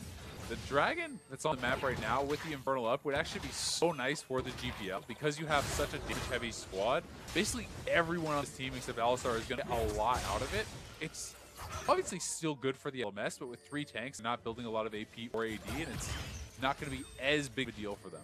If we look at the minimap, because of the Dragon, there's a lot of priority around it. Time and time again, these teams are moving, and that's why now Patrick is coming to help out Ziv and Castle. The Realm Warp delivers Patrick into the bottom lane. He's going to get tagged by that bowler of Castle, and nothing further follows up. GPL, they're trying to make a play happen. They jumped on Sword Art. They've now tried to 3-man gank. They tried 2-on-1. But the last few minutes, the last few plays, they fizzled. And the fact of the matter is, the only people they're actually jumping on and catching are the really big tanks, right? It's Leona. They caught out bot lane, kind of. That went wrong. And this is money. There's a sign they're trying to gank in real time, but they're very hard to kill champions. They're very, very tanky. They're very, very durable. If you catch the MF or the Azir, it's much more likely to work, but you know, a Nidalee with a Frostfang and no completed jungle item is not going to be one-shotting a Scion or a Sejuani or someone like that. Levi's going to get jumped on here by Casa. It's a fight to his life. Oh, very good blast. And while that's going on, Kra and Dante have caught BB all the other way around as bullet time comes down. Kra gets taken out. Oh man, Sword Art shuts down Dante's. Didn't see the setup for that one, but it's LMS that win. Yeah, the lethality MF this early on, Ghostblade and another serrated Dirk completed means you are going to get shredded as Dantes. Tristana needs so much more time to scale. You need 2-3 items, whereas MF, you're pretty much ready from the board go. Yeah, definitely the case. Especially when the enemy's running away. Yeah. It makes bullet time significantly easier. Our first blood secured, thanks to that 2-for-0. And we can only assume that GPL spotted the fight. but it was LMS that ended it. It was definitely a knockout punch. And hope. There we go. There's a replay of how it started out as well. Yeah, it looked like the LMS did start it out on Craw, but they felt like they could turn it around. But this is actually just really good zoning from TB and Sword Art. They kite back, they drop the Make It Rain, drop that E in between Dante and the rest, and Dante doesn't really feel like he had a good way to get back to that MF to follow on the fight. And with that jump used, Dolphin inspires for Craw, he gets first down, and Dante just doesn't have too much to contribute at this point. Nah, not too much, nor does the rest of the team. I mean, it's minus 4,000 gold. You've got adjacent to Sion that's down 20 CS. You've got Dungeons and Craw who are in so much trouble. The Pulverize is not going to find a target. Headbutt is available. That will buy something for Fofo. He can so easily slide across the wall. It's actually one of the few targets he probably didn't want to hit over that way. And as it stands, Dantes gives up his life and Craw's able to walk away. Yeah, it's just really rough. I mean, the Tristana is more of a late game champion. You're 1,500 gold behind a stronger, earlier champion already. I mean, with Ghostblade, Dustblade completed, what you is essentially going to mean death for Dantes. Patrick gets interrupted by the Shield of Daybreak. His Realm Warp is interrupted. It doesn't matter at the end of the day because there was no follow-up damage. But Sword Art is just having a fantastic. It's not the Blitzcrank that we were hoping to see Zale, but Leona's just as good when it's being played this beautifully. Tower Dive was on the cards. Yeah, and Sword Art backs away. Alternatively, GPL is trying to set up some turret pressure here on the bot side. There is a Blade of Rune King finally complete for Jisoo. It felt like it was about the first trade he won all game. Does have some good power now in his kit with that Blade of the Rune King. We'll see if he's going to go into a Black Cleaver or trade maybe for a Lazarus or some Armor Pen for this 1v1. But Ziv deserves a lot of credit because honestly, him holding up in the 1v1, him winning the tank into this chase means that there's just so much stability. Like that was supposed to be the pressure valve for the SEA. Levi constantly went up there. You're supposed to be snowballing that lane. Multiple people are supposed to have to go to stop Jisoo, and it's just not happening. So the rest of the map is classic. And especially after Ziv was under pressure in the previous game, he played the Gnar into the Harley. Yeah. You know, struggled a little bit in lane, bounced back, pulled out a pick that's not necessarily standard right now. Not that there really is anything standard. It's off-season anyway. But regardless of that fact, LMS, you know, they showed up. They've had a great day. Two very convincing games already, and now they've got to use this lead. Press down the barrel. The turret as this last outer is now under siege. In Southeast Asia, the roller coaster may be coming to an end. Yeah, it's certainly looking that way. I mean, LMS showed in game one they know exactly how to close out games quickly and effectively. They cover around the Baron vision for now. So they're just setting up these picks on the side. And Ziv actually looking for Dantes. We'll see if he gets hot. The estimating smash will slow down Dantes. He used the Buster Shot to buy some time. Lord of the Slayer will slow down Dantes as we go down the bottom. Emperor's Divide splits up Craw as well as Jisoo, and the bullet time brings it home. MS get their 10th kill of the game. Shelly is summoned to knock down the inner turret in the bottom lane, and that will be 4th that they're looking to see. Yeah, they're moving so well around the map, utilizing the MF as well as all the CC from these other guys there. You have the Parza's ultimate, you have Sword Art ultimate, locking them down, even Fofo, shuffling them into that MF ult and just getting destroyed. They can actually just take inhibitor turret straight up.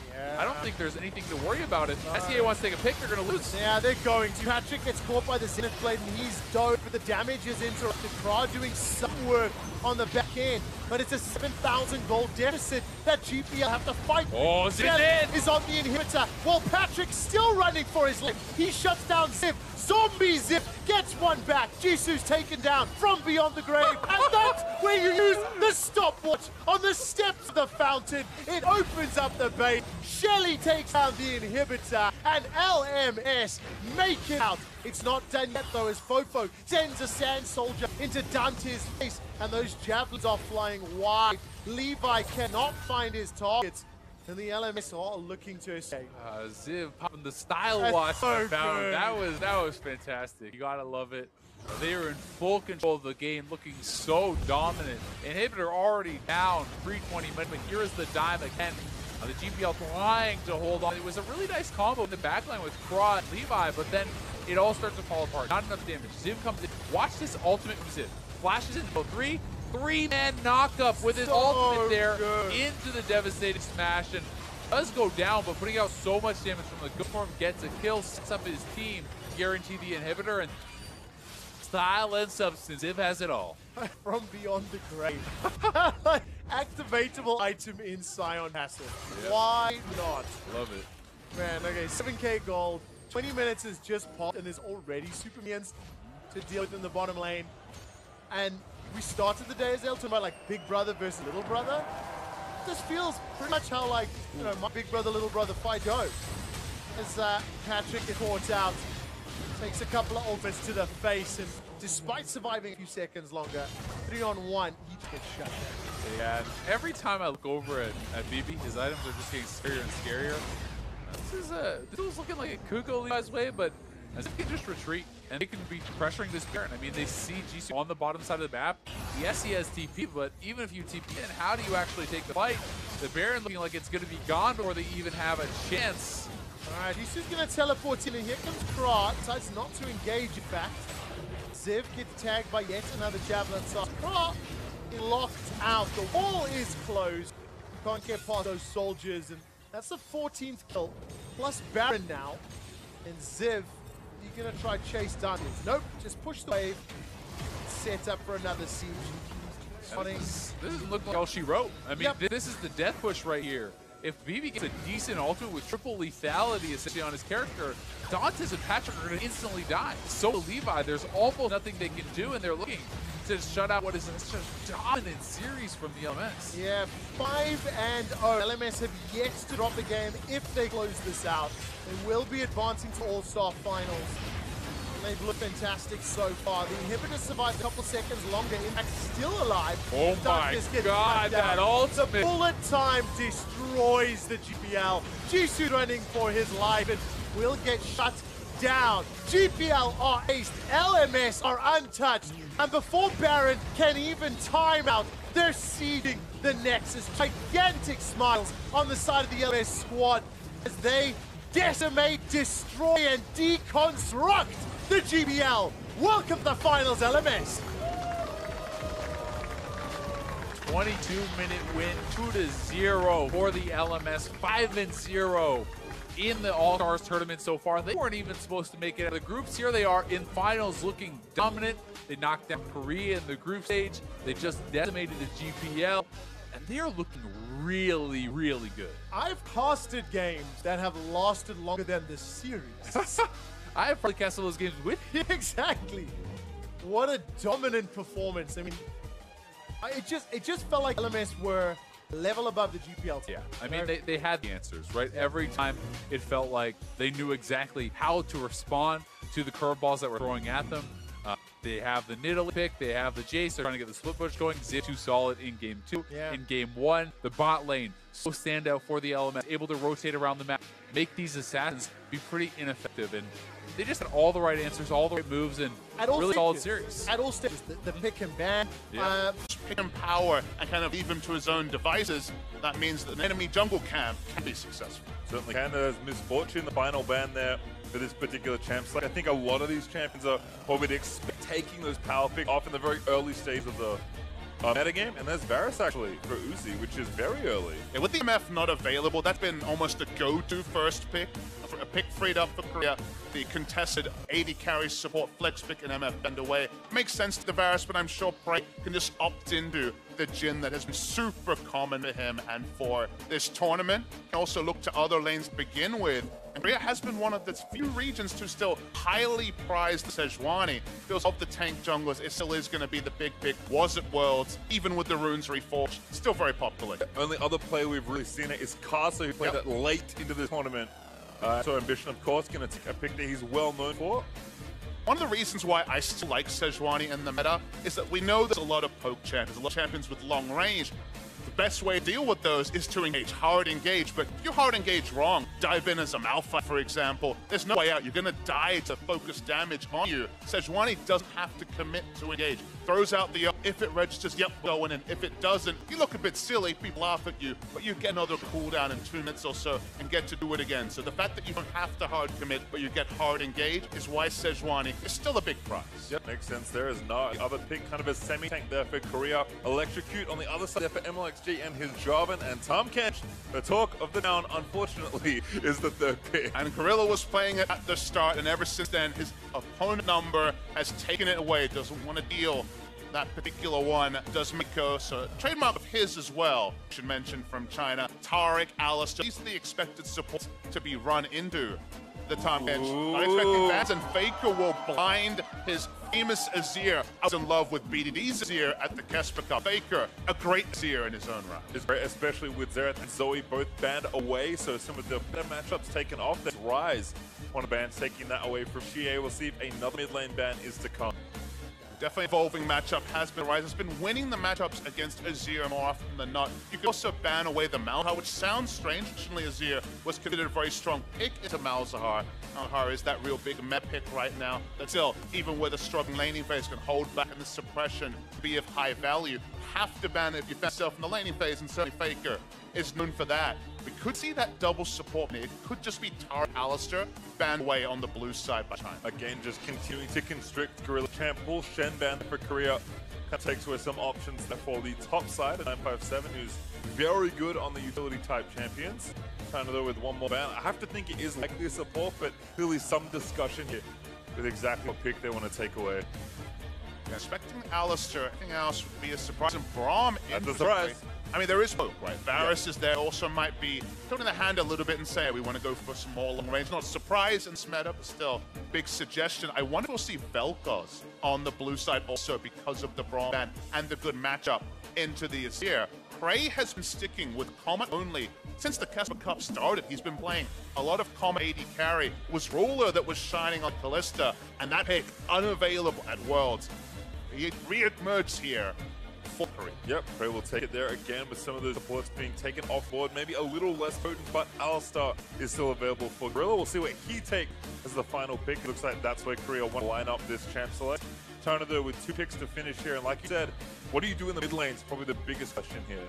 Vel'Koz as well has been big. Oh my goodness, lock-in of Annie. Mid lane Annie's certainly a possibility. We all already mentioned at this tournament, Mako, a famous Annie support player.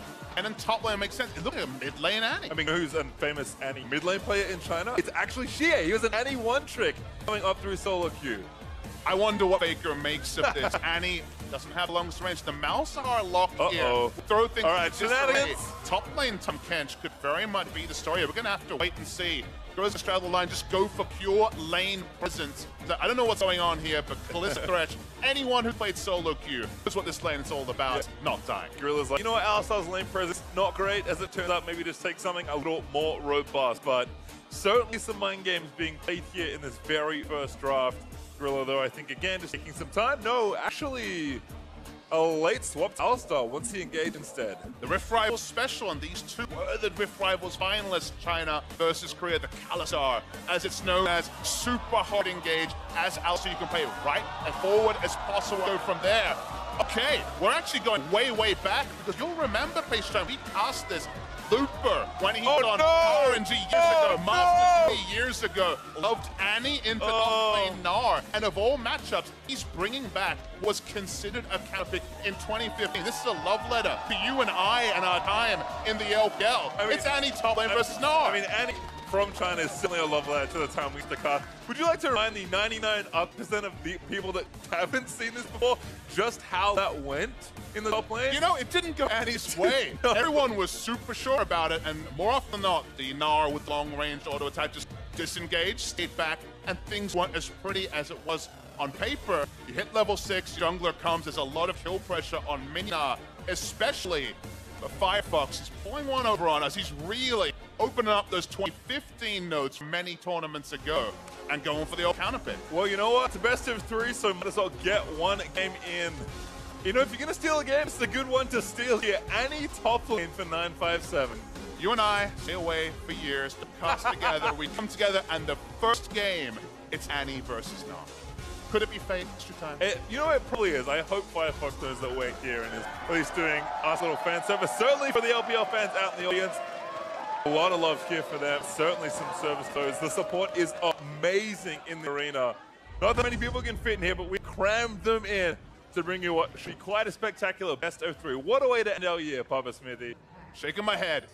With excitement largely here, Bay Street Bank. This should be a real fun one, this tournament. When it started, we didn't really know what to make of it. Would be just purely the try-hard? Would it be some of the confidence? Which I was there a year ago at Barcelona with Xpeke on the Garen, for example. It's evolved to be the best of patch 723. And right here, the only big surprise is the Annie top lane. And there is still those historical data points that suggest it's a meta pick in and of itself. Yep, certainly something that has been played before, even if it's been a while, but looks like the players are stretched out across Summoner's Rift and nothing crazy happening just yet. Looks like no poking forward for Deep Vision, but everyone just set up, and we'll have to certainly see what happens in the top side and what MLXG can get done. He's the type of player that will happily camp a player like Kuve. Kuve, been without some support, I feel like, throughout this tournament. It's not good in any sort of isolation, but if it's a 2-1 the whole first 10 minutes, it's not going to feel so good. And that's the thing, is that even though he has the teammate at jungle, Ambition has never been a big jungler to go to the top lane. He kind of plays for himself. It's not even mid lane that he plays for. He has hand in the cookie jar. He's looking to farm. He's looking to scale up to the late game. When you have winning lanes as Sejuani, you can go aggressive though.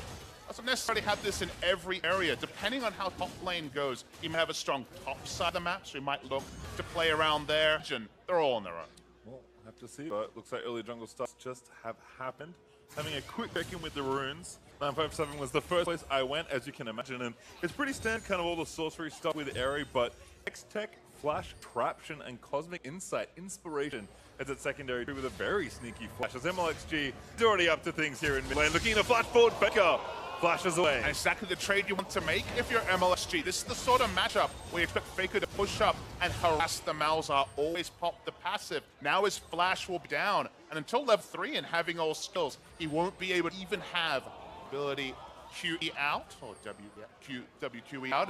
Now we're going to find Ambition in the jungle. Yeah, didn't do the wall, put down, did check the rep, but Ambition not there. Still stuck back, is now actually going to turn around. Blastcone's good. Ambition is going to take it up, but they end up with the same set of MLXG. Grabs the knockups, do with the red buff. Looking to maybe able to take down the Sejuani. Ambition flashes out of the way and takes the next Blastcone to safety. But that does mean he will lose his red buff most likely. See what the laners will do. Kuve is pushed up in the top lane. Faker is without flash. They have to surrender the red buff.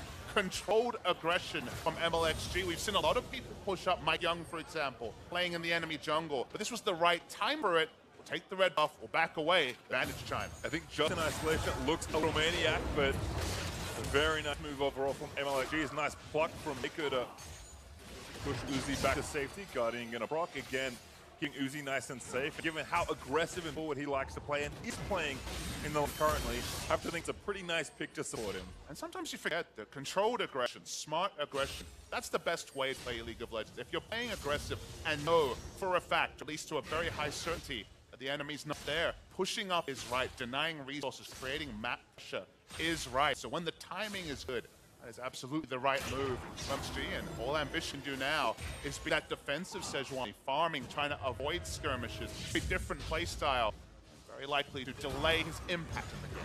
Early TP back there from Xie. Does that spell book, so could swap things around, but it's going to have some reduced cooldown on that teleport. Doesn't lose too much in line as Faker was forced back briefly. Malzahar, one of the big winners with the unsealed spellbook. You can start with heal, and if you go for a level 2 gank, if you're Ambition, you can flash, you can heal. The chance of a kill for both those summoners is very low. First back teleport, even 3-8 minutes. Happily can get back into lane. In the late game, when the teleport's not as valuable, Ghost Flash is for maximum mobility. I think every mage would love to have Ghost Flash in a team fight for double mobility. They often have that opportunity, but the unsealed spellbook means you can have what you want at every point in the game. MLXG though back to that top lane. 957 was recharging that stun, but Kuve plays it safe. He still has his flash, given that most of the Korean top half does not. His Ambition's still going to have to be careful on his side of the jungle. Uzi getting aggressed on Gorilla, trying to get some damage back, but Uzi has been just the same old Uzi in this lane. He's already 10 CS and counting ahead, just playing up and denying everything he can. And that's kind of where things fall apart for the Korea game plan of just leave praying Gorilla to play on their own, play top side. The top side's losing, Praying Gorilla, just because of the matchup, going to have to be defensive at least early. Nice little trade on Uzi there. Yep, bit of shield in from Tom Kent to Cheetone, but then you follow the logic and you're like, okay, well, bot lane's not doing great, it's pushed up, that's to be expected. But the other lanes are losing as well, and 3 losing is something we can't really hope to hold at every point. But now Gnar has the push, so at least top 3 pushed in lanes from the Korean perspective. But so far, so good for China. Seems like the plan is working. MLXG up in the top side, and then the very robust 2v2 for China holding up at least early in the matchup. MLXG back to his favorite place, perhaps. Looking for Faker once more. Looking for a command attack that would definitely cue, I should say, from Varus, which should trigger perhaps an engage here. Knows the flash still down for Faker. Still waiting. Xie does have ulti, but might be a bit of a far cry to try and take him down. Ambition, though, roaming bot side actually might support here, although not too far extended given that the wave just reset. So just going to take the Krugs away, but it looks at things and maybe scout out a dive. Yeah, playing around lane pressure. This time, Praying Gorilla finally pushed up, so happy to come in and take the Krugs. A bit of experience, then back away also there for a counter gank. It needs to be. Prey will leave lane. Get a bit of normalcy, now we calm down a little bit. And again, Backers will be back up soon. Faker's not too far away, so should be safe from any additional pressure. And Cuvée has kind of weathered a lot of early threat. They're playing on CS right now, but has a good, juicy wave to pick up here. See what 957 does on his first back. But MLXG hasn't really found an angle that top lane, and Annie is 6, so certainly lots of pressure in the lanes if the jungler can find the right angle, but as of now, Korea, again, despite losing a lot early pressure-wise in mid and top, letting things settle back to normal. Those watching home, Annie is macking W for just the ability to push, go for Q in the infinite mana. We're already kind of in meta where, depending on how you go for your runes, you can get a lot of mana sustain. So the ability to control and push when needed, control the top side, and support the ability for MLXG to gank. You can push up when the jungle looks to go. It's fine to max W, push in, and not really have the mana problems that traditionally earned their ugly head. Yeah, I think maybe our top lane matchup will get a little less exciting. 957 went for early cooldown boot, so paired with Cosmic Insight should have a lot of usage out of his flash and actives. Cuvée on the other side being very responsible, boots and a Spectre's Cowl. So I think any potential actions can calm down there in the top lane. Read on that compared to, say, Merc Treads, that he expects to take a lot of damage trades, but not necessarily an all-in. Doesn't think the need to have the CC reduction for this early part of the game is valuable, so going to be just happy there. Cuvé's very inventive with his build. He often goes very offensive with Gnar, will build BF sword items, which is kind of crazy for other people to consider, but for this game especially, he's going to go for the magic resist and then reevaluate as the game goes on. MLXG trying to get 6 though, Ambition to his red buff. Maybe we'll be able to pick one, but MLXG probably not going to let him to ding 6. Xie running up in Ambition, he's going to get forced off here. You can see Annie will be the first to react. Xie is already there. He has to give up the red buff. We have to see a clash coming soon, and Gnar is reacting, so is Azir, but certainly first movements for China. It's a good ward though. Wasn't able to get swept out thanks to the duration, so we'll stick around the red buff for a little while longer. Cuvée going to take that spot of vision. And a bit of back from Faker onto Xie as he returns. MLXG though will get the red buff, and the plan I think was looking for on the bottom side for Korea, but red buff, of course, MLXG has it again. So Ambition continuing to lose red buffs, and MLXG going to get his favorite thing. Maybe look top lane now. Cuvée playing defensively as expected though, so doesn't want to give up any early kills like he did on his last Gnar game. Gonna give up some CS here. The wave not there. 957 going in for a Lancer stun on the tip as MLXG finds a dunk post splash. 957 still moving in. First blood on the horizon, and MLXG claims it. Ends up being a trade kill though, pastry time, and that's with the jungler's attention invested as well. So you'd have to say advantage to Cuvée. The minions aren't pushed up either, so you won't even lose experience to the turret. Also had the mastery for the magic damage shield, you know, as the mini Hex Drinker. Null Zone, I believe, is that really did help him out in that particular area. It took a little bit longer, and guess what? Just that little shield meant probably an extra turret shot and the death of 957. Certainly against a champion like Annie, as looks like Drake will be the take here, as Korea find a trade up to Cuvé's 1v1. Watch this one again. That looks, it was close, like you said. No Merc Treads. Cuvée gets flash ult. He'd already hopped away, but notice when the nullifying orb comes through here. The magic resist shield. 957, he's more aggressive than he realizes, oh wait, we need a little bit more damage. Gets the extra turret shot and ends up being a trade. So small advantage Korea in all of that. Definitely looking good there. Cuvee defends TP. 957 holds on to his though. And again, back in the bot side. Faker taking a turret hit as Uzi looks to extend the trade. Does have tier, so no combat power there, but two longswords doing some work. One of the reasons why we haven't seen as much Kalista, people will wonder, this is clearly not a common AD carry. Much more often, you'll go either press the attack or fleet footwork, as we see in this particular game. The other thing that's really strong about about Kalista, one of the things she struggles with, is poke. If there is the long-range poke, she doesn't really have the way to answer. It's about the all-in trades, less about the long-range trades. It's the Mana Moon. It's very much into lethality barriers. And the laning phase, she just takes 300 damage chunks and isn't in range to answer. Yep, and you can see reflected in the CS there, Uzi still holding up strong, 20 ahead of his opponent as Shie waddles to the left side to grab that blue buff. Still taking heat as Mako again getting damage onto Gorilla. Uzi was moved back into safety of some Kentra's belly. And again, with just no attention really at all, to this bot side of the map, Uzi and Mako can just play up for as long as they like. I made a small mistake there. It's lethal tempo, so about getting the maximum attack speed and for the Ren sets in team fights. Here, very, very important as the game goes on. Not going to be as relevant in the lane phase. No, unfortunately not as good on this patch either. No. A little bit better on the current live, but makes sense for such an attack speed-based champion like Kalista. 957 though, continuing to CST. Cuvee actually able to apply a good amount of pressure here in that top and continuing to just play up, beating the wave as soon as it comes. Even tanks a turret up there just for a bit of fun. Flash and cooldown, like you mentioned before, the Hexa Flash available. Laning phase is a little bit different for the Annie. When she has it down, she doesn't have the hop like the Nara does, so has to be a little more restrained in her laning phase. Hexa Flash and escape doesn't work as reliably. Still very powerful on Annie. A lot of her engages are over walls, and Hextech Frustration, I believe, will help you get over walls and engage in much the same way. So Sona and also the Annie still going to be benefited with the Hextech. Yep, just use it there as well. Was on cooldown briefly, used his ultimate, so he gets some damage in onto Cuvee, but not nearly enough through Specs Cal, and now that Merc Treads also comes with it. So very defensive early itemization here for Cuvee. And again, everything just kind of back to normalcy. Gold lead up for China, but not very much at all. 400. As you can see, some of the rooms starting to tick over even those magical footwear for Ambition. There's actually K-Flash off into Faker, and with a knocker, there's the jump! And Malzahar will get a clean kill. All from Sedfin as 957 commits his teleport to try and chase down Ambition. It's a poor read there by Ambition in particular. Had no reason or no ability to answer. Now he's very deep in enemy lines. Pretty inevitably, it's going to die, you'd imagine, but he's going to go for the Great Escape. Certainly is. She maybe meets Cuvee here as 957. And Shie trying to corner Ambition once more.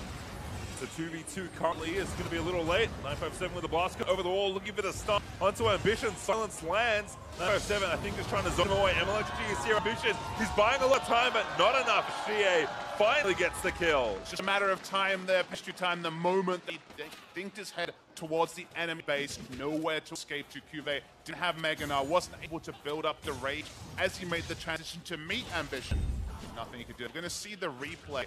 Faker goes, tries to be first. Remember, he's been on the back foot this entire game. Malzahar comes into vision early. There was the ward there to spot him, but decisiveness from China compared to Korea, just looking for, just fishing for engage potentially into MLXG, and the more decisive team very often finds the advantage. And you mentioned kind of the love letter of the Annie here from the Chinese side as being something we haven't seen in a while. I think in general, double AP is not something we have seen, certainly in Vogue, since all the way back in Season 1. But you can see just how much pressure you can apply with Gold getting solo lane to a great engage ultimate and an aggressive jungler.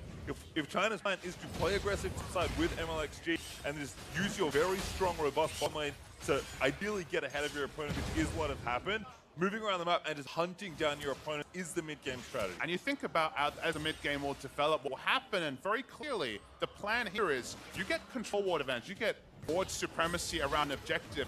Imagine face-checking Annie, Malzahar, all the different pick tools, just using the ultimate here for lane harass. It's 957. It is almost impossible to walk through warded areas as Korea, as the mid-game develops and we get the 5v5. Mako trouble, gets knocked back, still with the great health, ready to go. Uzi getting there, Skrillex eaten up, but hooked out of her for a bit, popping the ulti, I believe. Prey though is low, Gorilla gets back in on Mako, there's the red, takes him down, but MLXG looking for Prey does live through the onslaught. Korea answers first this time. This time holding on to the Ren, Prey through Exalt as well, picked up the first kill.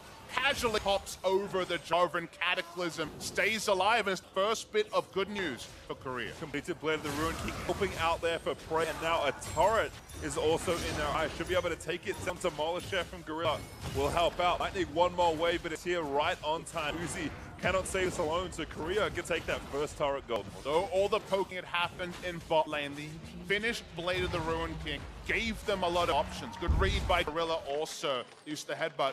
We talked about the face checks on the side of Korea. This time it was Mako going for a face check. They had supremacy over other areas of the map.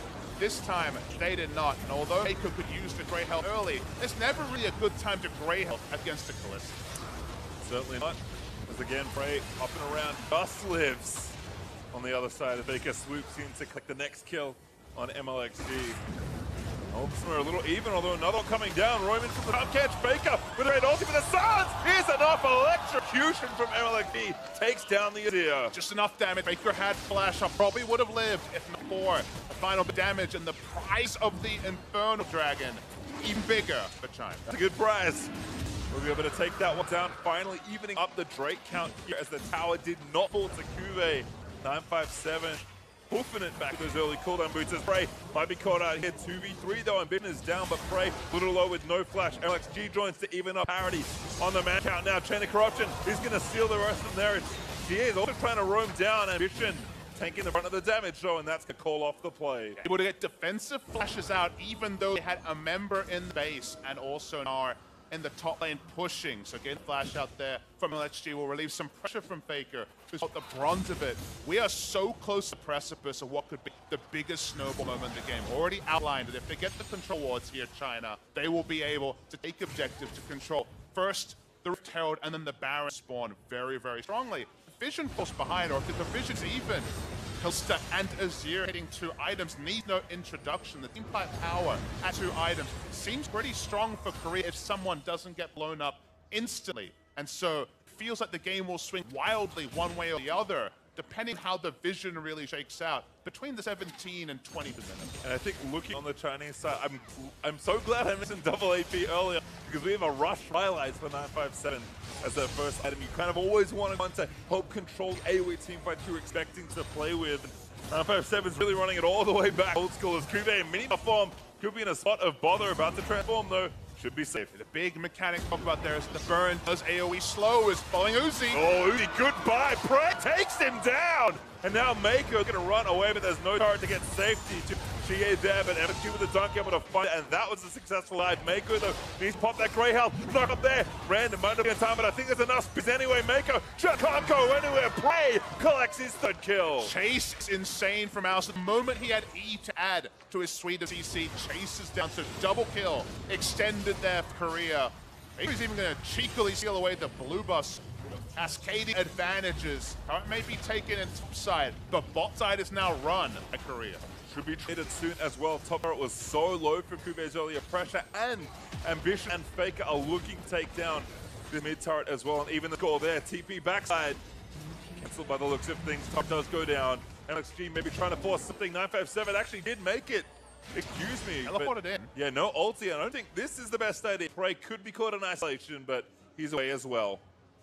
Everyone backs away. Flash back up for 957. Doesn't have to rely on the Exa Flash and back away. We get a moment to breathe. We're going to see the replay here. Remember, Uzi has no turret. He also has a poke build, and Gorilla, known for his Alistair, engages over a wall out of vision. And, that was a very quick kill onto Uzi. And they also get the picture-in-picture here. All about cutting the map.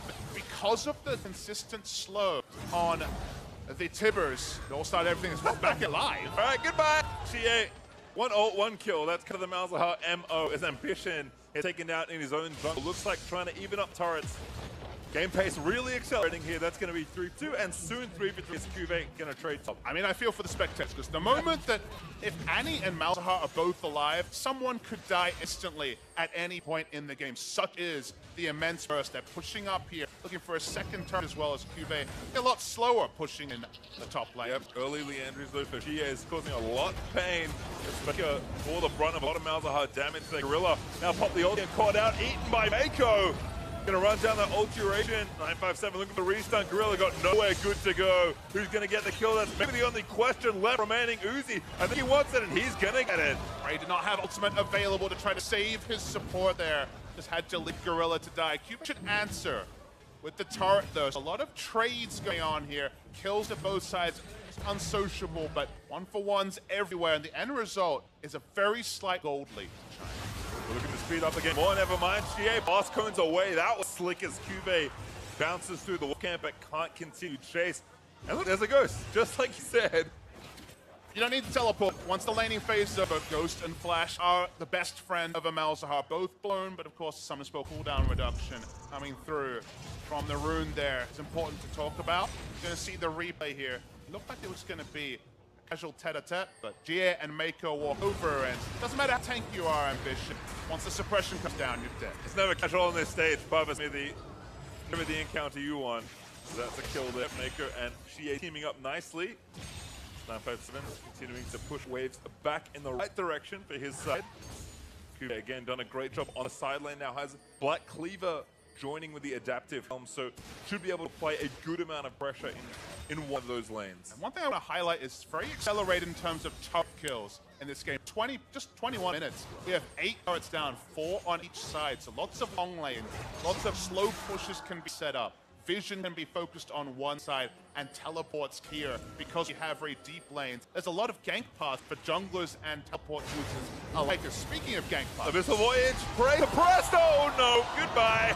Time able to grab that one. Cancel that TP. Cube does do so, but good timing as well. Infernal Drake up in 30 seconds. China continuing to snowball this mid game, or at least they're trying to. I mean, Prey and Gorilla had some control around bot side, but with things falling down, with 2 turrets going down, the landscape of the game changes very immensely. You cannot afford to be alone at this portion of the game against Malzahar and Annie. And because Mako, it can close distance so fast. If Prey goes down, it means control around the second Infernal of the game goes to the side of China. And I kind of love the tension here between these two teams based on style. I mean, if China, with their comp, and generally their players are looking to move around and get ganks, that's great when the map is open, but that is also true for a macro-heavy playstyle like you often see recently in Korea. So I think the map favors the teams in different ways. How they play it, of course, will be the difference.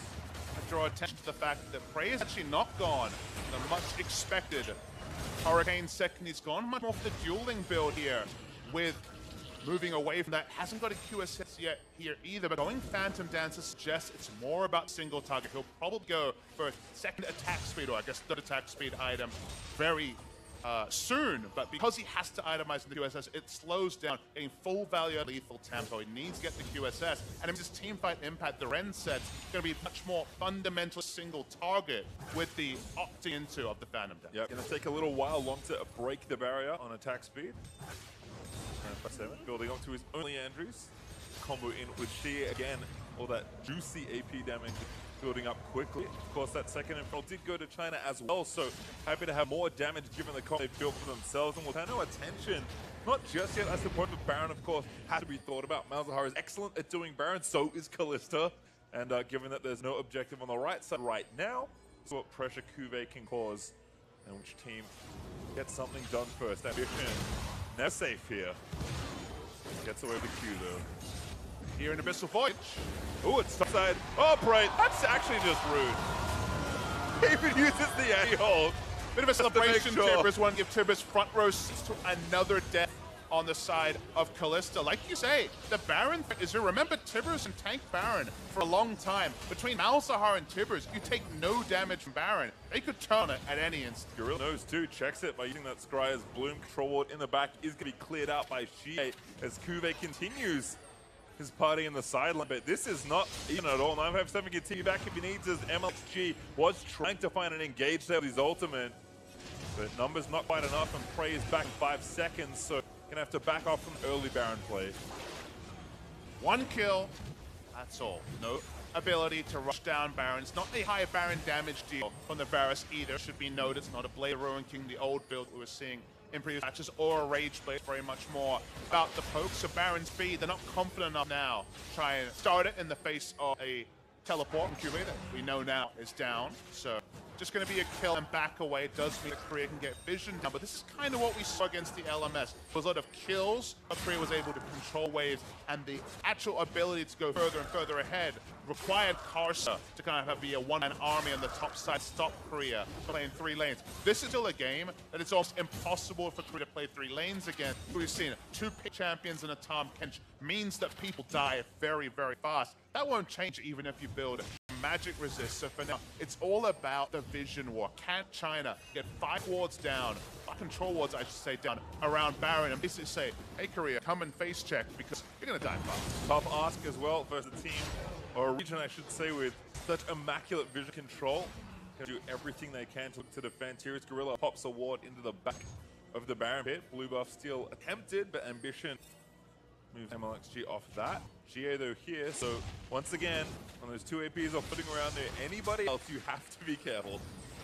The base build here, so respectful. QSS, Merc Treads, and also itemizing further into magic resist. So he is very much fully on board, just trying to slow down the inevitable kills that come through from the double AP. You think about how magic resist itemization has changed since the last time double AP was in there. It feels like we still had Runic Bulwark running around. That was how long ago the double AP cuts were being run. Nature running around, okay? Oh, we're saying words here that are going to be lost on a lot of the new viewers, but magic resist itemization has changed a lot. Banshee Veil used to be tank item, no longer. Certainly did. I think we lost them at Loop and Annie. That's true. We lost them at Masters 3, Loop and Annie.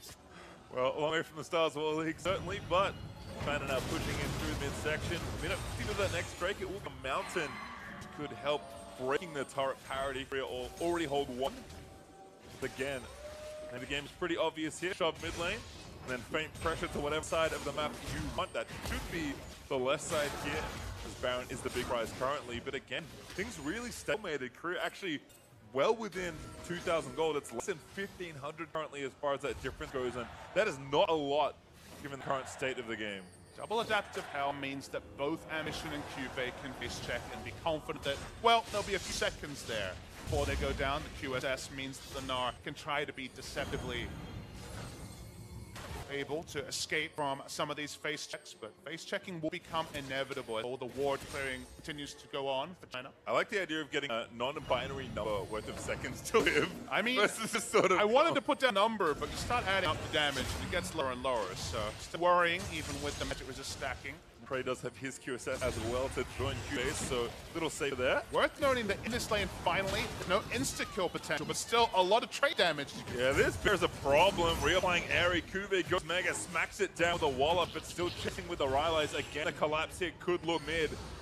He's got to be careful. Uzi looking for something. Gorilla now in isolation. Gets ulted Prey. Gets in range, but that might not be safe as well. Pulls him out to safety, and that's just enough. Always so interesting which cooldown is used first. Will it be the Unbreakable Will, or will it be the Fate's Call? You can tell they're not thinking about engaging. Rather to use the Fate's Call than the Alice Holes, and they know that Gorilla may be tasked with walking into the Baron pit and not dying. They hold onto that cooldown, but they give away any hope of engagement. It's bait, and they're looking for it now. And Ambition can be taken down. Press and dies instantly as Uzi cut credit for the kill. 957 is going to TP in as Mako hits Gorilla to look for that second kill. A stun falls in, a silence joins in, and Uzi grabs the double. Very smart, very decisive. This has been the story for China today. They turn on to Baron. They take no damage from this epic monster. It's going to go down, and there's nothing Korea can do. Certainly not damage is there. Cuvee going to try and get the consolation Mountain Drake as Baron goes way of the Chinese All-Stars.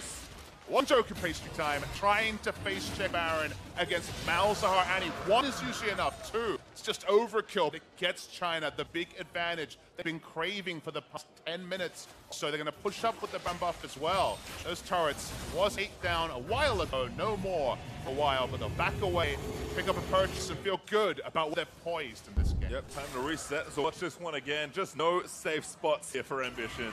Got the adaptive helm, and he thinks, well, it's taking magic damage, maybe I'll be fine. He dies real fast. This is why I didn't want to put a number on it pastry time. Nothing he can do. Alistair kept the Unbreakable Will. Face Call might have been more useful for him as that transpired, but had to choose 2 bad decisions. Yep. G8 now finished on MLXG. He's a quest usually, but now he's certainly got that extra kick up the bum. Go in for the initiation next time. Everyone initiate a pastry time. If it gets knocked up, certainly it's the way they like it. Duncan there from John. Oh my goodness!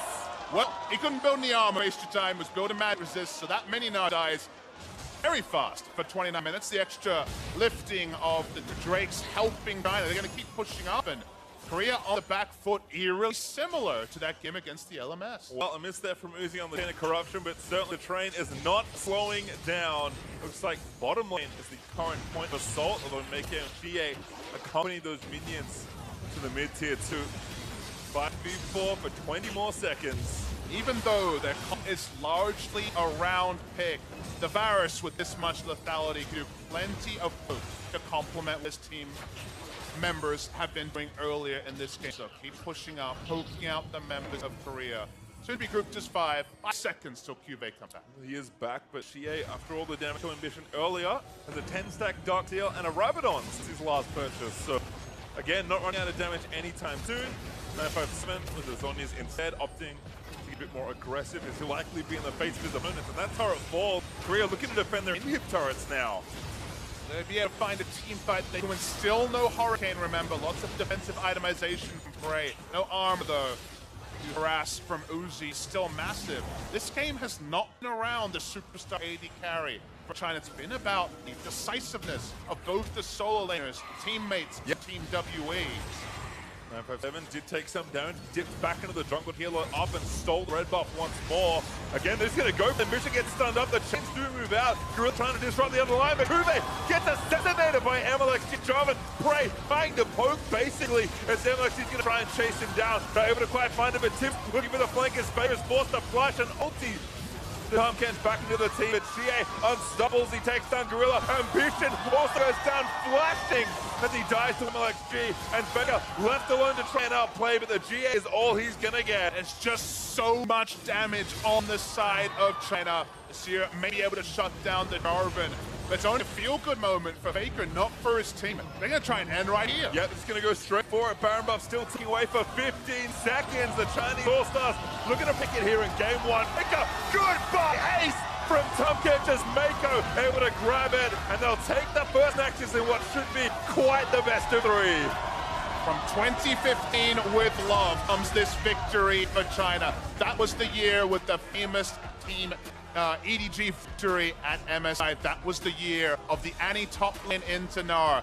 More things change, more things stay the same. The runes may be reforged, but the picks here were excited pastry time, and double AP wins a match at the highest level. Haven't seen the freight train in about 3 years, but if you've been traveling for that long, you've got a lot of momentum. That was a way to kick things off here in game number 1. And I got to so, but what are they surrendering to grab that pick is what Sejuani and Misfortune. Misfortune very commonly a first pick Zoe. I mean, how much she's risen. Over that, the Sejuani also a favorite ambition. Maybe he's going to have to go back into the well with the Gragas that saw a small buff on 723. Didn't get compensation attack speeds on 722. The Kesper patch was a slow jungler. Going to see it here. We saw the attempt the Kalista back to the Comet. Yep, Prey's like, okay, give me that Jhin again. Give me Acid apparently for GA. That's pick he wants to. We've already seen LeBlanc, I believe, into this matchup are going to take a different champion. I mean, LeBlanc was available, and they didn't elect for it here. Another teleport user in the mid lane that can answer the Zoe and potentially gap close and get a lot of damage in there. I think it's all about being able to close the distance and also work with the jungle ganks, so Sejuani and Kassadin. Also important note, the Kassadin is a melee champion, so we'll be able to proc passive from the Sejuani that much faster for the CC, so plenty of mid lane focus. Don't you mistake it on the side of China. Like I said, if there is a way to get mid at level 2, MLXG probably knows the path as Braum banned away again by China actually. Taking that one away from Gorilla once more. Shen, a support, certainly can be flexed, but also a strong champion for 957 in the top lane. Also going to make the ban list like one more. At some point, if you have Sejuani, Shen, and Kassadin running around with globals aplenty, you might be a little bit too pressured in the side lanes. And remember, game 1 was a story of side laners being assassinated left, right, and center, not by a Karsa Kha'Zix, but by Mako and all the other pick tools that China had. Camille being banned as well. Just a first pick Gnar in the second round on the red side. So we'll see if there's ban here or whether it has something else in mind. One more to go. And it is not actually banned away. So nice read there on the Buff Papa. Just trying to not consider what they want to take. Probably don't want to take AD. Maybe keep the lane a little bit ambiguous, but We'll see if 957 feels like blinding a matchup here as well. Some good flexibility with how the texture of this draft has played out. Following that logic, top or support, the Gnar wouldn't perfect because you can blind pick it and then go for the flex, but they're just going to go for the support. Confirm that it will be Uzi on the Misfortune 80 carrier. Bot laner here, Leona, that can shut down Jhin from range with the ultimate. Maybe Tarek here for Gorilla. I love this pick for so many different reasons. We'll see if he does want to play it, and of course, Cuve will need a champion as well. Looks like Tarek is locked in. Right. Gorilla has gone on record and said that he has to go for the melee support because he doesn't expect any help from his junglers, doesn't want to go for a race support. And this week, get to play, we saw his attempt at Karma at Worlds, but he crushed time and time again. Cuve, before he was a carry, was one of those cheese in the top lanes. He'll just stick with the Maokai. And we might actually see the return of a pick that's been absent for a long time. Maybe 957 perhaps running out of creative counter picks here in top lane as Mako has hovered that Cho'Gath. Very solid lane into the Maokai. Will just be a farm lane though. We'll be locked in. So first Cho'Gath of recent memory, first of All-Star. Working out in this game. So it's going to be a lot about Xie on this cast. And already had a massive casting game in the group stage a couple of days ago. Try and recreate that here. Post level 6, the ability to very instantly block the permafrost from the Sejuani means that Faker's life gets no less tricky in this game. Certainly a shift though for both sides here. I think Faker set to carry the game if you can find an advantage. I want to note that Korea's lineup is very low on damage. It's pick damage only. Deletion from Zoe and Jhin is a possibility, but I usually prefer something like Jhin Azir. You have a consistent damage mid laner to complement the burst that the Jhin can put out. So certain timing, certain wins, 2 items, just like in the previous game, I think you can do a lot of work. But after that, your consistent damage options go down, and victories are no guarantee for the side of Korea. Certainly not, given how proficient China as a region has been at them. The world frontline, like you said, has also made a return, so it's going to be tough to crack through that with all your poke. Also, again, looking to a much more fun bot in a double, somewhat aggressive melee support. I think Mako is going to have the initiative as far as aggression goes, but 2 very good lethality AD carries going to battle, and Misfortune does not get too often. We'll see if Uzi can show us why. And then Zoe, Faker's Zoe. No one gets through even less. Exactly, and I think that will continue to be the trend. So powerful on patch 723. You start snowballing, you can recreate some of those other Zoes we've had HQ time and still pick up the victory, but Snowball hasn't really been the story for Korea. Certainly has not, but if you're going to go down, might as well go down swinging. I'm expecting some highlights here, and even though I think the general favorites are on China, no one will be upset to see a 3rd game between these 2 teams. So let's see what Game 2 has in store. The Korean All-Stars move out onto the Rift for the 2nd time in the series. Snapshot in time, December 2017, that we get to see 10 of the best players in the world in this particular configuration that so far hasn't captured the imagination like we expected the Korean team, but this one certainly could snowball very, very hard, and there's a bit more comfort here for Prey, especially a good Kalista player. It wasn't really about the Kalista in game 1. It can be all about the Jhin if Korea get a couple of early kills and start some snowball. Well, again, very defensive spread for both these teams. Certainly curious to see what MXG does with his jungle route, though. Expecting a bit more aggression, and Ambition actually has Electrocute, which is sort of interesting. Much more aggressive from him. Normally see him on with a much more defensive Keystone Rune. It's reading the matchup and saying, okay, we do have some pushing lanes, we do have some decent spots to actually try to play aggressively. You almost never see Electrocute on the grass. Usually it's a Jarvan or a Rengar that's going to be running that particular master, but can proc it fairly easily. And it says to me that he wants to be on the front foot, which is something we're not often given from Ambition. Kind of goes up or down, and he's needed to be a big playmaker in the early game, because like we've said, it reaches a point where Korea tries to look for poke, look for a pick against 3 tanks in the front line. Leona, a tank in her own right, and Cho'Gath and Sejuani, super tanks. So you need to start early if you're Korea. Certainly do, and has started early with a fat leash with the full shot from Jhin. Smiteless on the for Ambition, who's now stopped by at the Wolf Camp. Comets are plenty though. Don't worry, we'll see plenty of those in the bot lane. Was never under any doubt. No, not at all.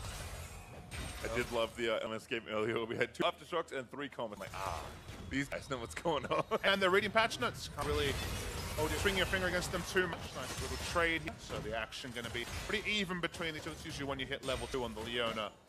The player starts. Note that Nico is running Ignite, so looking for the all-in, but going to be zoned off here at the start of the laning phase. Yep.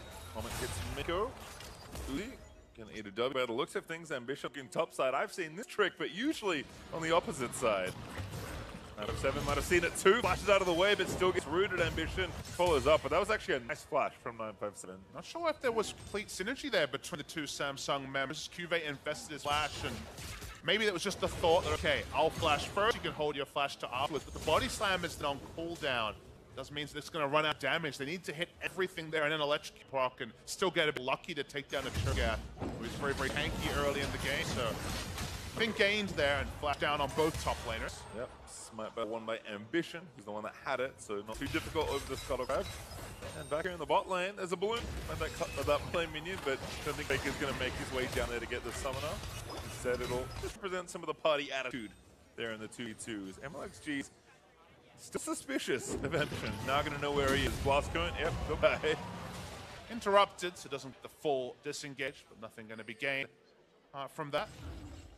Surprising everyone though, MLXG still checking opposition jungle and now in mid lane. Very unpredictable here. Teleport back to that mid. GA actually can do that pretty early to get back to his lane, and MLXG is going to zone Faker up a bit here. Also a bit about minions. Probably want to get a very favorable minion wave position as bot lane. Yep. Hit there from Mako, stun, gonna hit. Mako actually walked past it as Uzi is looking for the kill onto Prey. Now Gorilla under siege, root that lands, but Prey taking so much damage from the MF.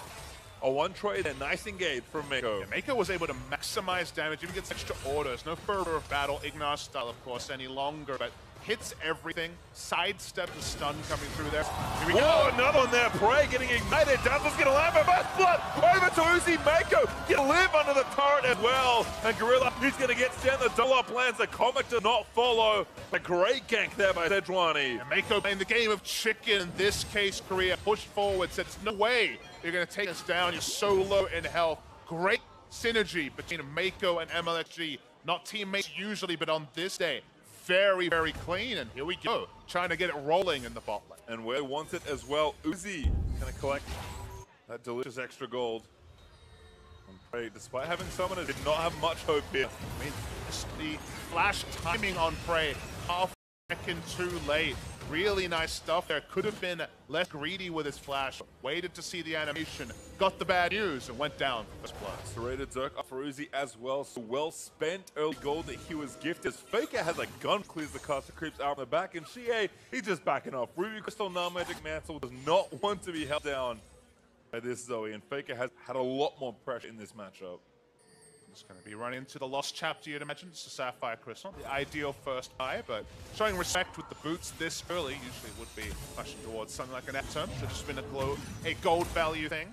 Talked about the ability to proc that passive fast if you get into melee range, and yeah, almost at the level 6 mark to make that possible. Yep, should certainly make the lane a lot easier, and given the CS deficit is very small between these two, I think she is happy with how it's going. Gets Drowsy, buffers out there with a blink in front of Amir, but Faker there with a bit of AoE, able to still land it. Dodges out from under the Force Pulse as well.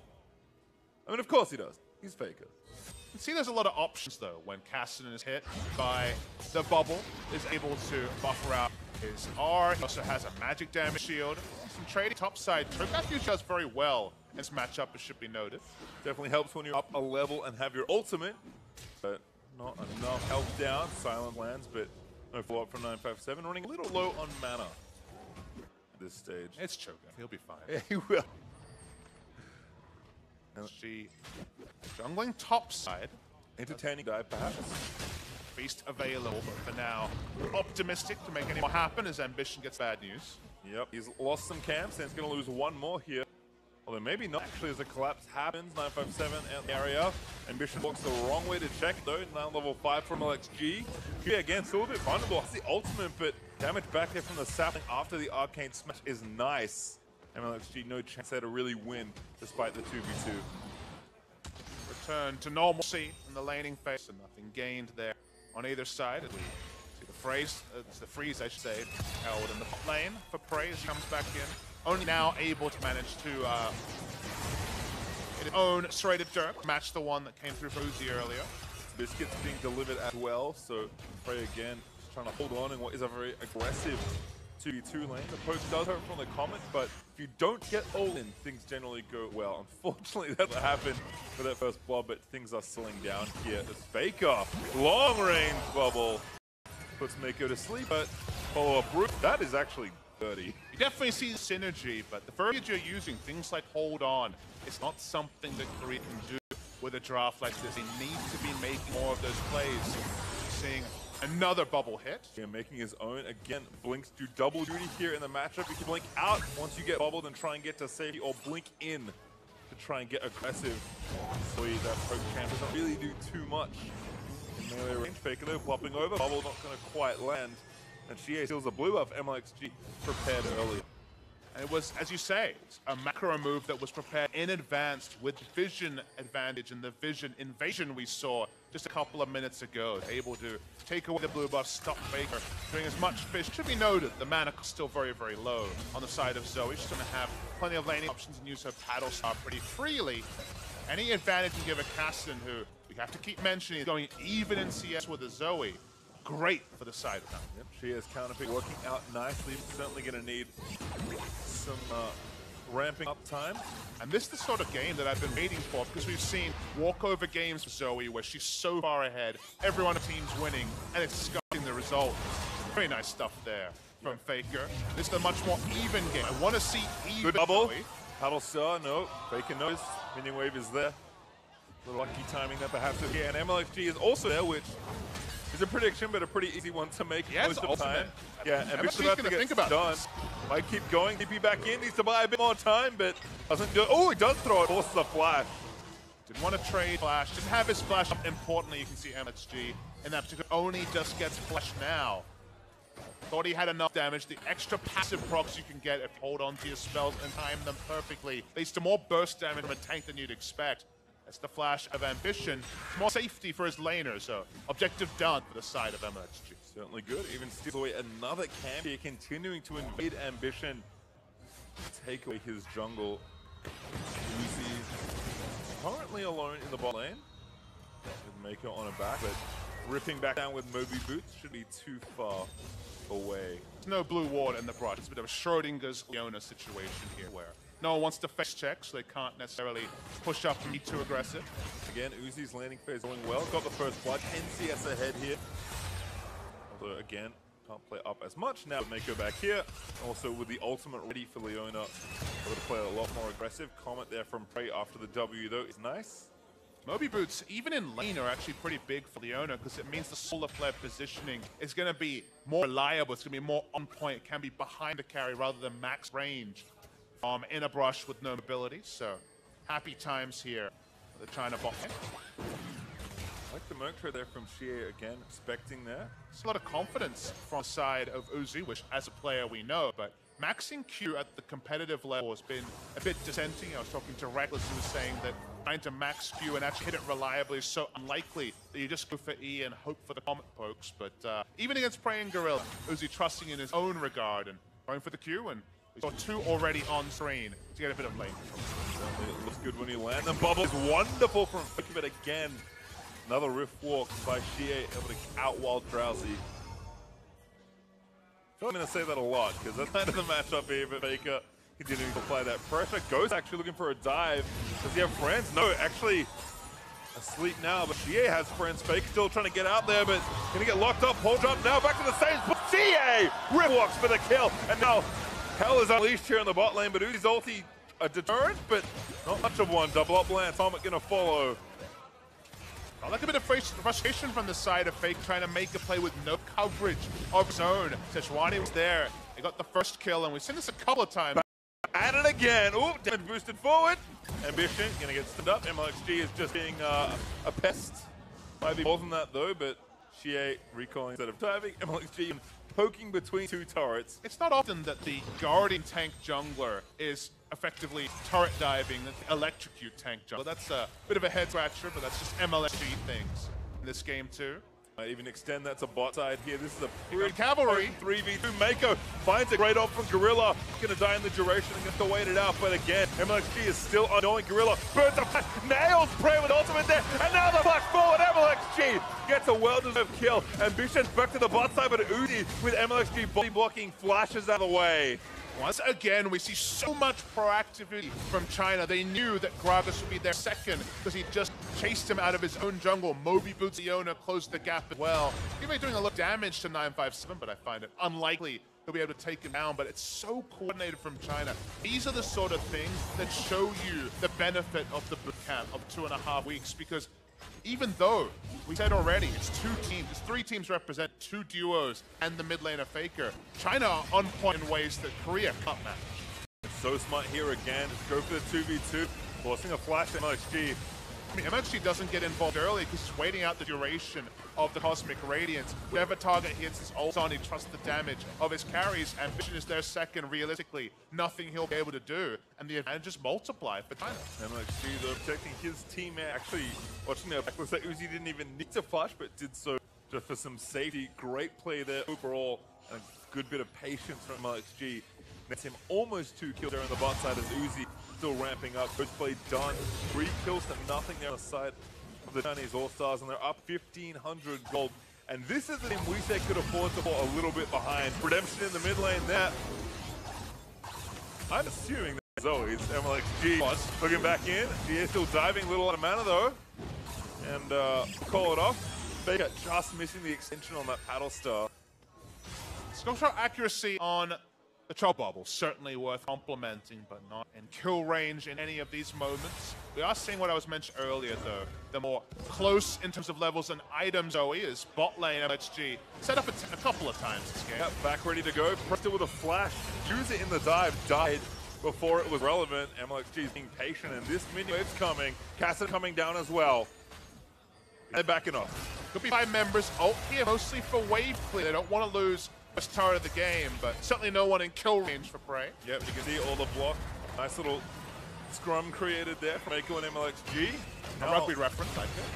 Oh, going to Mako could be problems. Actually took turret. Uzi though. Oh my goodness, Gorilla does Prey dead as well. MLXG. He's going to be a kill, but Uzi actually gets rooted on the other side as Faker and Kube join in on the action. Damage still there. And she look for that reset at 957. Eats Ambition. And she still chasing. Portal jump there from Faker trying to buy some time as he nails Bubble. Buffers through. Gets the kill, but Faker finds the assassination. And now it's Kube trying to fight Faker with no help. Does get the extra kill. Kube will grab it instead. But that was a great turnaround from Korea. Very aggressive move from China, but this time Korea is in position. When Kube teleports down, his bot lane is already dead. There was a double kill before the cat even registered for the ultimate there. The Maokai, we're going to see the replay. China feels strong enough to turret dive because there's already 2 effective super tanks for the early game involved. By the time Kube comes in, you think it's too late, this can't work. But they get Miss Fortune under turret. She's dead, so that means that Kassadin's the only big damage dealer. This is some very nice skill shot accuracy fake. Tracking it here, Drowsy as he went in. We've seen a lot of buffered defensive uses of the Rift Walk. This was actually buffered offensive use. Leads to his own demise. They take down the Cho'Gath as well. Doesn't necessarily reset the game, but important kills for Korea. Certainly was, and that was not forced at all. There was an option to get out of the way after the first part of the dive went pretty well, but there was no going back after that, and a swap here from the duo is going to give them a turret trade. Teleported off from Faker. Looks like he stole that one also. 957 in trouble, getting Drowsy. Picked off there at the root into the sun, and I don't care how tank you are, you're not going to walk out of that CC chain. Prey finishes that off. Able to get a kill confirmation there. They're looking to look for a second turret as well. Now it's Korea trying to increase the pace of the game. That benefits China in game 1, and this game, with their comp, it benefits them. Ambition. You're trying to block too much damage. All simple, not enough. Great ult as well. MLXG to defend himself. Kube finds the kill instead. Chia now diving back in, but he's only got Kube as a closer target. Gotta be lost minimization from China. Still looking for scraps. Outnumbered against a comp is hitting their 1 and 2 item power sides. Youmuu's and Morellonomicon complete. They looked for a second turret there, did Korea. China thought they could head that off. They are able to, but an extra kill credit to the side of Korea. Yep, cost them a few more lives. Got evens right back up. after that from the Korean side. And in fact, Herald will also go over MLXG being back in the base. So you have to think the expected value of is one more turret with a bit more gold. Of course, that turret lead to themselves. Ambition going to finish that off, and it's time for a reset. A very productive 2 minutes or so. It needs to continue. Now, this needs to be a game Korea finds a 5,000-10,000 gold lead pre-30 minutes. From 30 minutes onwards, you kind of shudder at the possibility from the side of China. It's not like there's a landslide scaling effect. There's certainly a lot of more options for China. But a push from the Kassadin as there's another paddle star hitting. Faker chunking Uzi to about 50% health.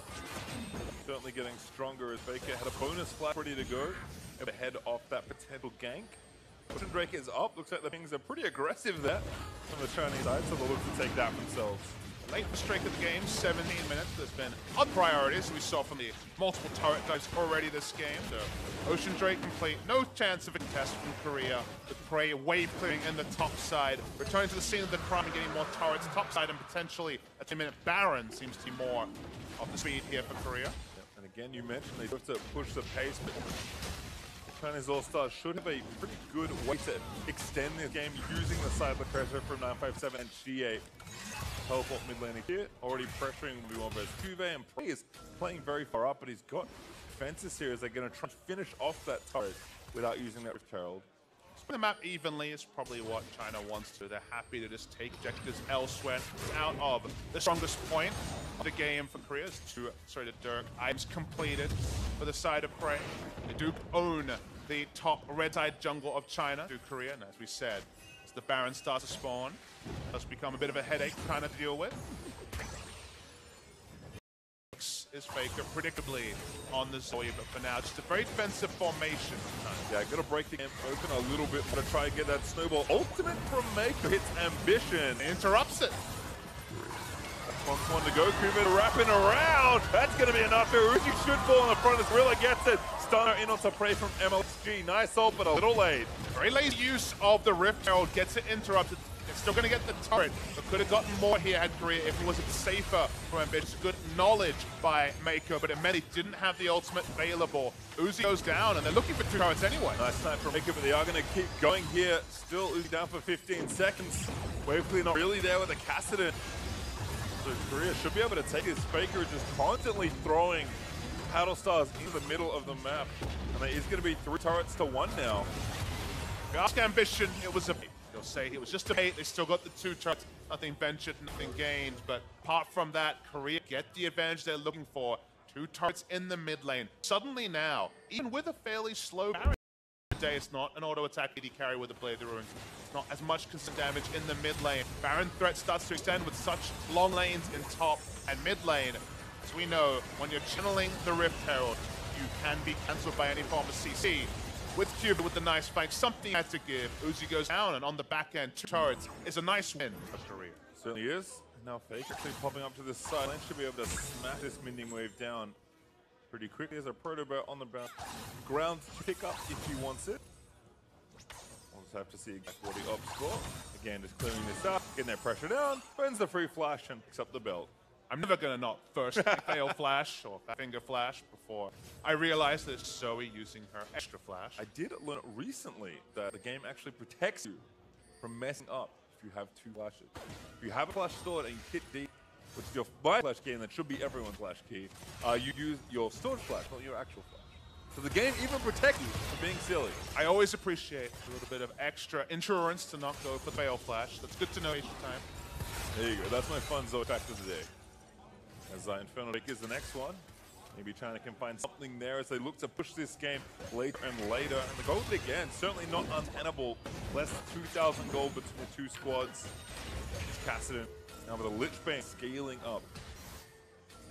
Really interested to see if Korea can cement the advantages around this head. This is the stuff they prepped earlier. They're still pushing forward. The buff does go to China, but that could be actually a CC chain. Very nice. Tries to buffer out with his interplay, but can't quite do it. Still damages there as Price firing away from the other side. Cuvée got flamed by carries, but I don't think that matters too much here. MLXG looking to get tagged, but now 957's been caught. He's going to get stunned out. Uzi with a great open ambition. Cancel it with the cast. It's just mayhem here. Shie does actually assassinate Prey, but the root lands in onto Uzi. Kube there falls over the twisted advantage. Shie is trying to tie it all together, but now he can't quite get it rooted again. There is Kube, looks to finally chase Faker with the paddle style, lands the long range bubble. There's the stop, gets the assassination, and that's going to be a team fight win for the Korean All-Stars. Different type of pick City, but it's working to Faker's accuracy. They're looking for this mid lane inhibitor turret as well. All the damage is down. They just have 2 tanks with some wave, but they just can't walk up. I think they can.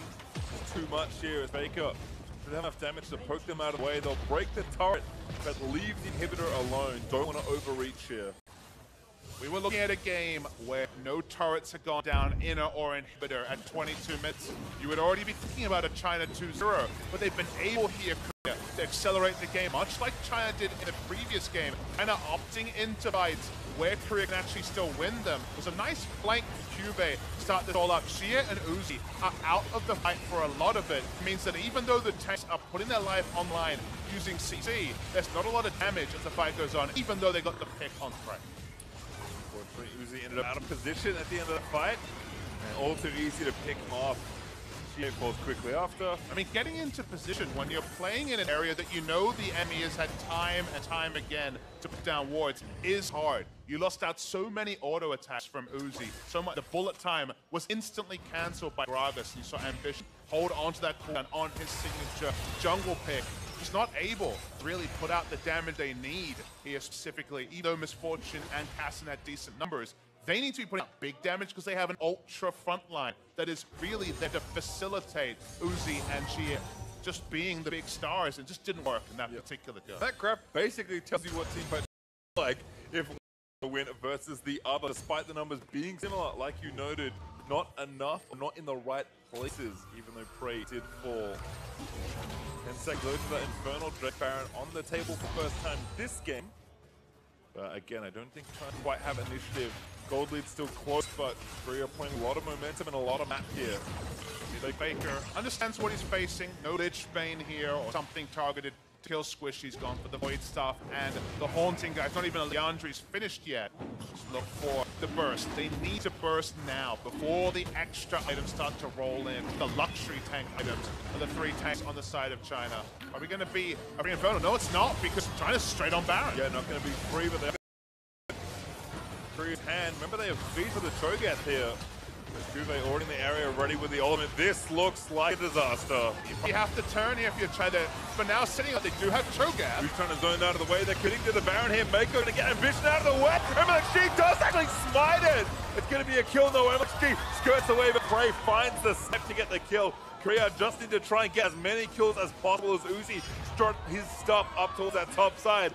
And somehow MLXG that in the face of chaos, and he's the only casualty. China made the read that if they did go for the Baron force, they'd probably be strangled out from the advantage that Korea had gotten. When you have your inhibitor turret down so early in the game, how often can you actually get a vision line down and not get punished in multiple parts of the map?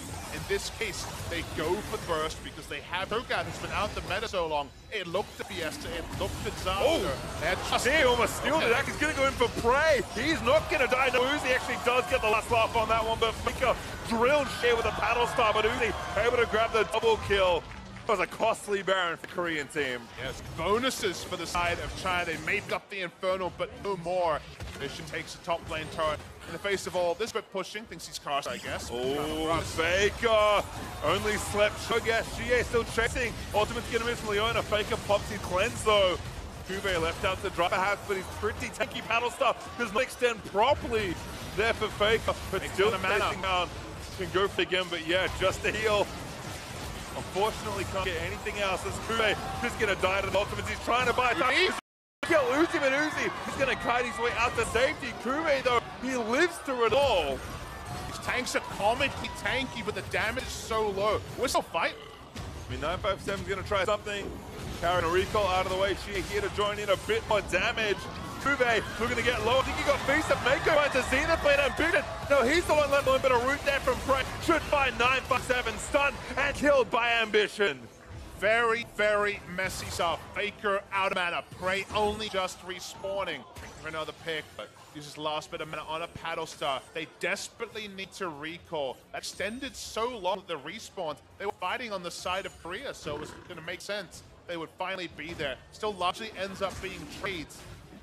Overall, the Baron buff duration, you have to mention though, was worn down over the course of that. Yep, only a minute 20 left as the trend of junglers taking top lane turrets continues. MLG able to return in kind, taking that out of there. In top, and Uzi able to answer in mid for his team. So the turret score getting a little more even. Finally, the map is opened up for them. They're perhaps their next opportunity. They're ahead in gold ever so slightly. And you said 30 minutes is where you want to look at that 5,000 gold on the Korean side. We're 2.5 minutes away. We haven't got there yet. And that's why my instinct suggests that GA having the option of being a side lane Hasidon and teleporting in will be trumps. Because even though we talk about there being more consistent damage on the side of China, it's not massive. Misfortune largely about bullet time, especially with the build and the current meta. It's still burst on both sides as the Littering gun shows us. There's some more burst. Good bit of hope, but now the hard engage coming in from China 957.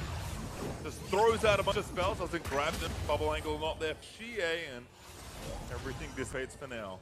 Turret's not that easy for trying to pick up 5v5. Only Misfortune is a ranged auto attacker, so short of it, they kind of have to push in lanes, play the side lanes, and then reevaluate their options here. They don't have a Baron to return to. That, of course, will spawn in a couple of minutes' time. So just go back to the side lanes, take a deep breath. The next big pick here, which leads to the next Baron. I think the next Baron really will be the sealer on the momentum game of what is now the mid-game truly here in game 2 of this series.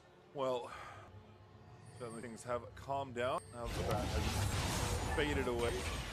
Having a quick check in on inventory. Certainly tanks start to get a little bulky. MXG with the Warmugs there. Uzi also able to fell just about any opponent with maximum lethality slash armor pen built in. But he's finished on this regard. So certainly getting there. Fake also building his next main item. Looks like Leandro's getting skipped, at least for now.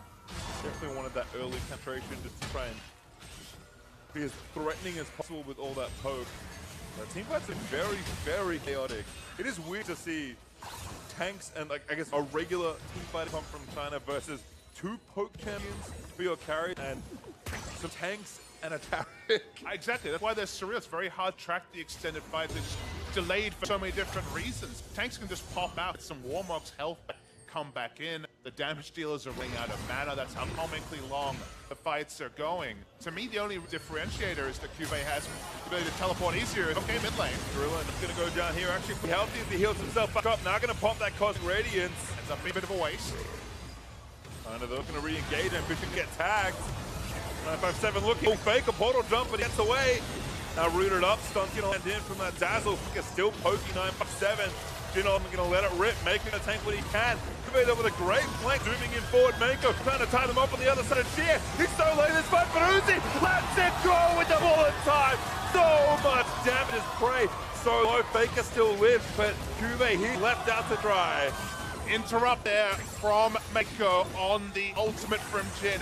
Wasn't able to put out damage. Misfortune got the maximum. They finally want turret, but it's still not trivial. Faker again, still here. The damage deals alive. Looking for the bubble angle. Makes MLXG drowsy, but 957 to silence any follow-up. Root there lands. Faker trying to follow in, but can't quite get there. Uzi still threatening as well. A 2-for-1 is still not good enough for China to even take an inner turret, let alone an inhibitor turret or an inhibitor. They'll back away. Baron is an easier objective for them to pick up, but they're only inching forward with Teamfight victories. They're not getting the famous pick into objective.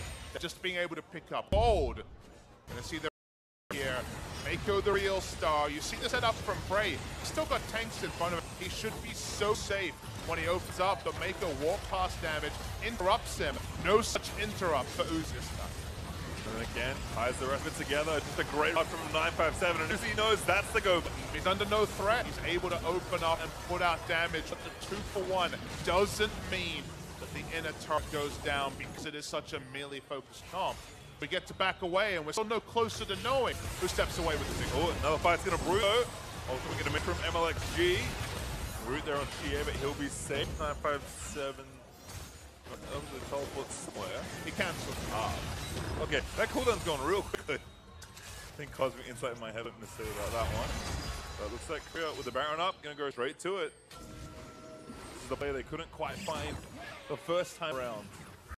By the mini-map, I guess Misfortune is trying to take down the Ocean Drake and all of this. She's gonna pop away. There's the Drake, 957, the Feast. Able to do with that pretty comfortably, and now it's just a lopsided map here as far as where the objectives you want are. And remember, mid-inhib is still open on the Chinese All-Star side, so if something goes wrong, it's probably gonna go wrong real quick. We could have ourselves the game 3, but the tenacity this All-Star team to hold on to what's been a really tough game to try and crack team fights in is impressive, but Korea still have a strong foothold in this one, and currently they are the ones around the Baron area.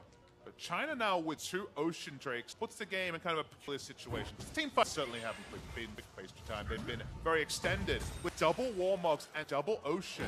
Really to turn around and sustain after burst trade massive as RC Bubble does hit on Sejuani, spoken up. Newman tanks, looks like she is gonna try and make something happen. Cosmic ready to rise, Kask again. MLXG already too low with Mako, gonna get rooted on the other side. A snipe from Prey finds MLXG.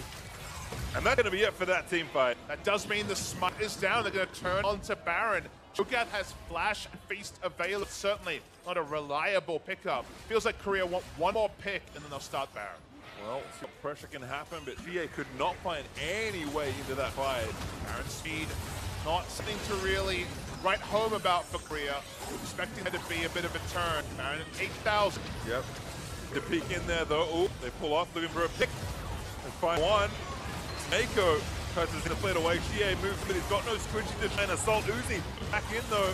No, ulti ready for the MF, but that's already another kill for Prey. Mako falls down, 957 defensive, trying to get away. And Mako's chase. He's got so many flashes, 957, just has nowhere to run. And Faker on a rampage gets next kill. Looking for Uzi, doesn't quite extend the bubble over the bit of terrain. Uzi though, on the wrong side. Barely serving. Oh my goodness, Uzi almost popped. She is gonna go down to Faker, and Uzi cannot run from the free flash. Faker just gonna chase him down. Faker is running away with this game with the Zoe. We wondered in a more close game, what would Zoe show us? 6-1-6. Faker being the difference in these fights. Just like Misfortune couldn't be shut down 2 fights ago, this time the Zoe got to hop, skip, and jump with Flash aplenty. The kills followed through, and maybe finally it'll be Baron. And all without a lit bin. Faker playing what you might think fair Zoe here in this game, but immaculate set team fights there from him. And Korea will claim Baron in this game. I shake my head each time because it feels like is doing Kassadin better than Kassadin himself is able to pull up, because otherwise supporting cast around them is very, very similar. The interrupt happened on the bullet time earlier. We're following this fight. Korea, 5 men chasing on closest target, even the tanks are tanky enough to keep going. But it's fake inventiveness, specifically on Uzi after this all happened. Watch the paddle star coming through here. Misses the trouble bubble, goes for the paddle star, hits the max, almost one-shots Uzi. There was a Lich Bane, even Sheen would have just been dead in that scenario.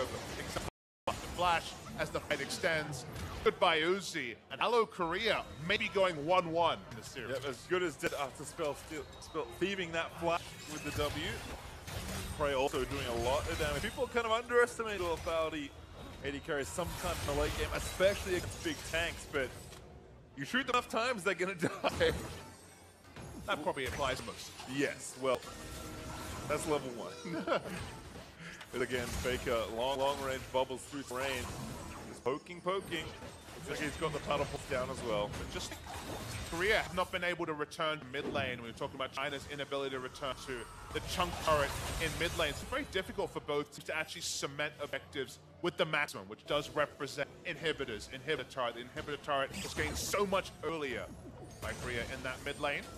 Seeing them try to take down all the inner turrets, that's at least the medium level objective here for Korea. And again, it may be more unconventional carry here for Korea as far as the team comps go, but the reality is, in a team fight, you want to win hard, you have to kill carries no matter what. We've really only seen tanks go down, with the exception of that last fight that led that Baron for the Korean All-Star team, so we're kind of have to play defense for minute 30. Again, Waveclear not on the strong side here. She not even there trying to take on the minis. He's going to leave that Uzi in 957, look for a flank. Faye is not there, has teleport up, of course, working in the top set for now. Faker playing with fire, doesn't have Sonya, so every time he pops in, can be CC. Oh, another one going through. Looks like Mako trying to find it. GA does have minions this time, but nothing to really find there. And again, the push continues.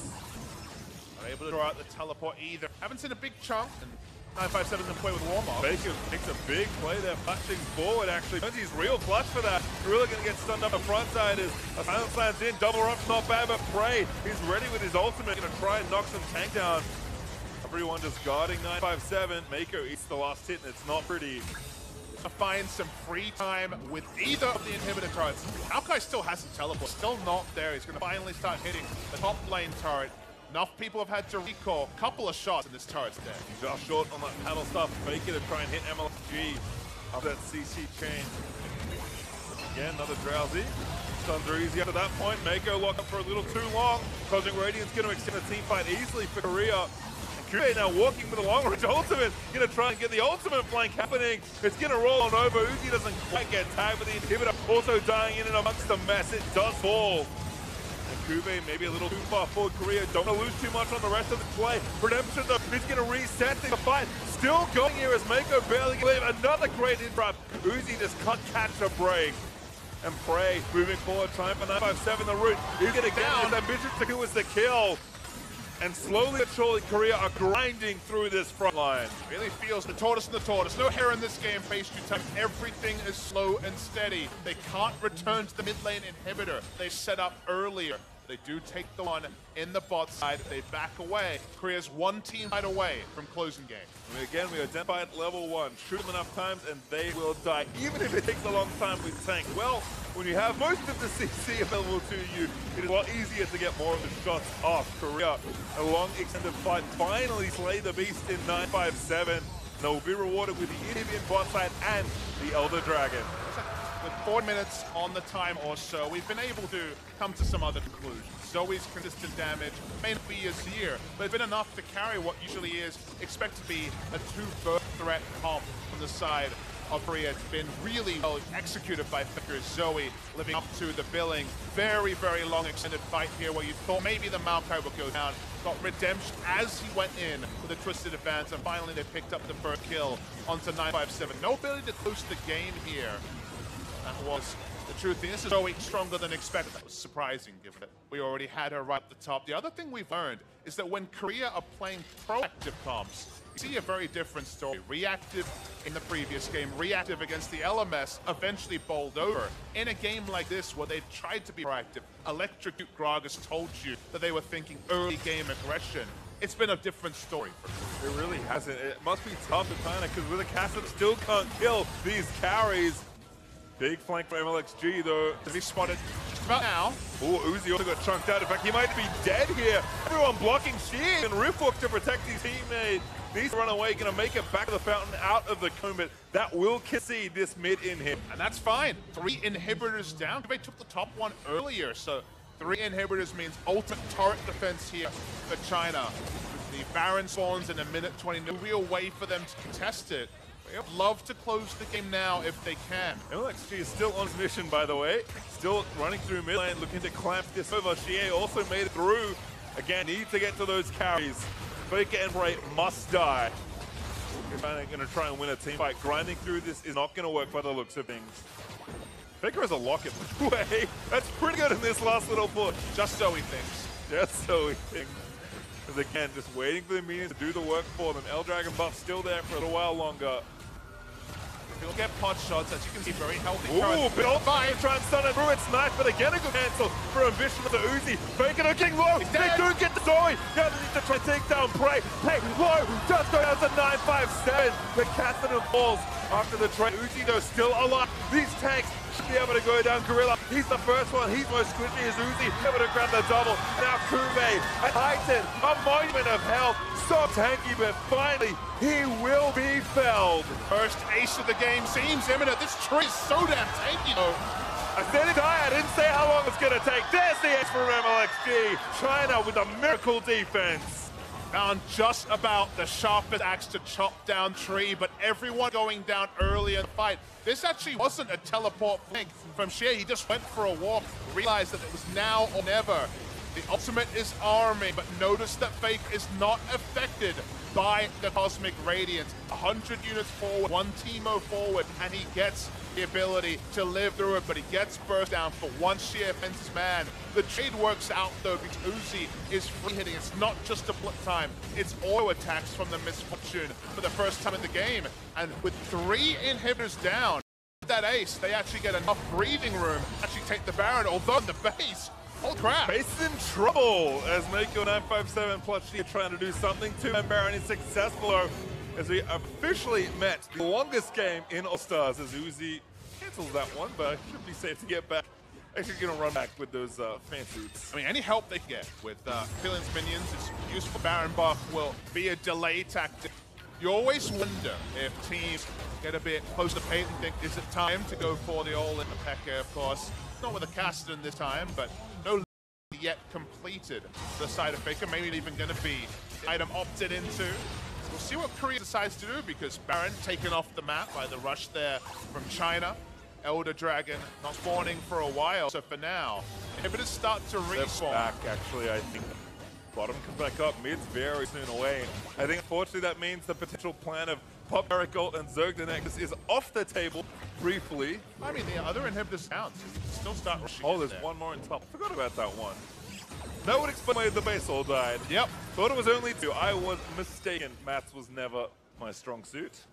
Well, inhibitors down. All right, Second one down. Still one up in mid lane, so that's the third one. They still can look for the Zerg. They want minion waves here, though. Yep, gonna again meet the waves, poke down this inhibitor. No need to be impatient. The thing is, though, at 4-5 minutes, the Zerg fails. 5 members die. You could actually reverse lose this game. Unlikely, just because of how long you'd have to travel, and super minions likely to be in multiple lanes. Becomes more and more of a consideration as game goes on, and even taking down inhibitors is hard with just Jhin and also the Zoe to actually get the range dash in. Well, haven't been in sports all that long, but getting into losing a whole base is never good. Cosmic Radiance gonna get popped. Uzi, he's being so patient, trying to bait the ult out. They do get it. Objective was smart there. Get the ult back away. Now Kassadin finds backline. Squishy Center, the Zoe will be assassinated. We'll see what kind of re-engage. Xie actually not on the same page right now. Kube again tanking it all. Needs to save everything, but it's just a little too chaotic. The rest of them will move forward. Xie looking for the assassination in the backline. 957 gonna run interference. Faker again gets the damage down on Xie, who's now forced to move out of the way. Tanks are slowly dying as a stone plate. It's popped by 957, but no one is gonna die here right now. Faker again, a bit more poke with the Cho'Gath is just so tanky. Ambition re-engages, tries to find a carry, but that could be bad news. But Ambition getting so low.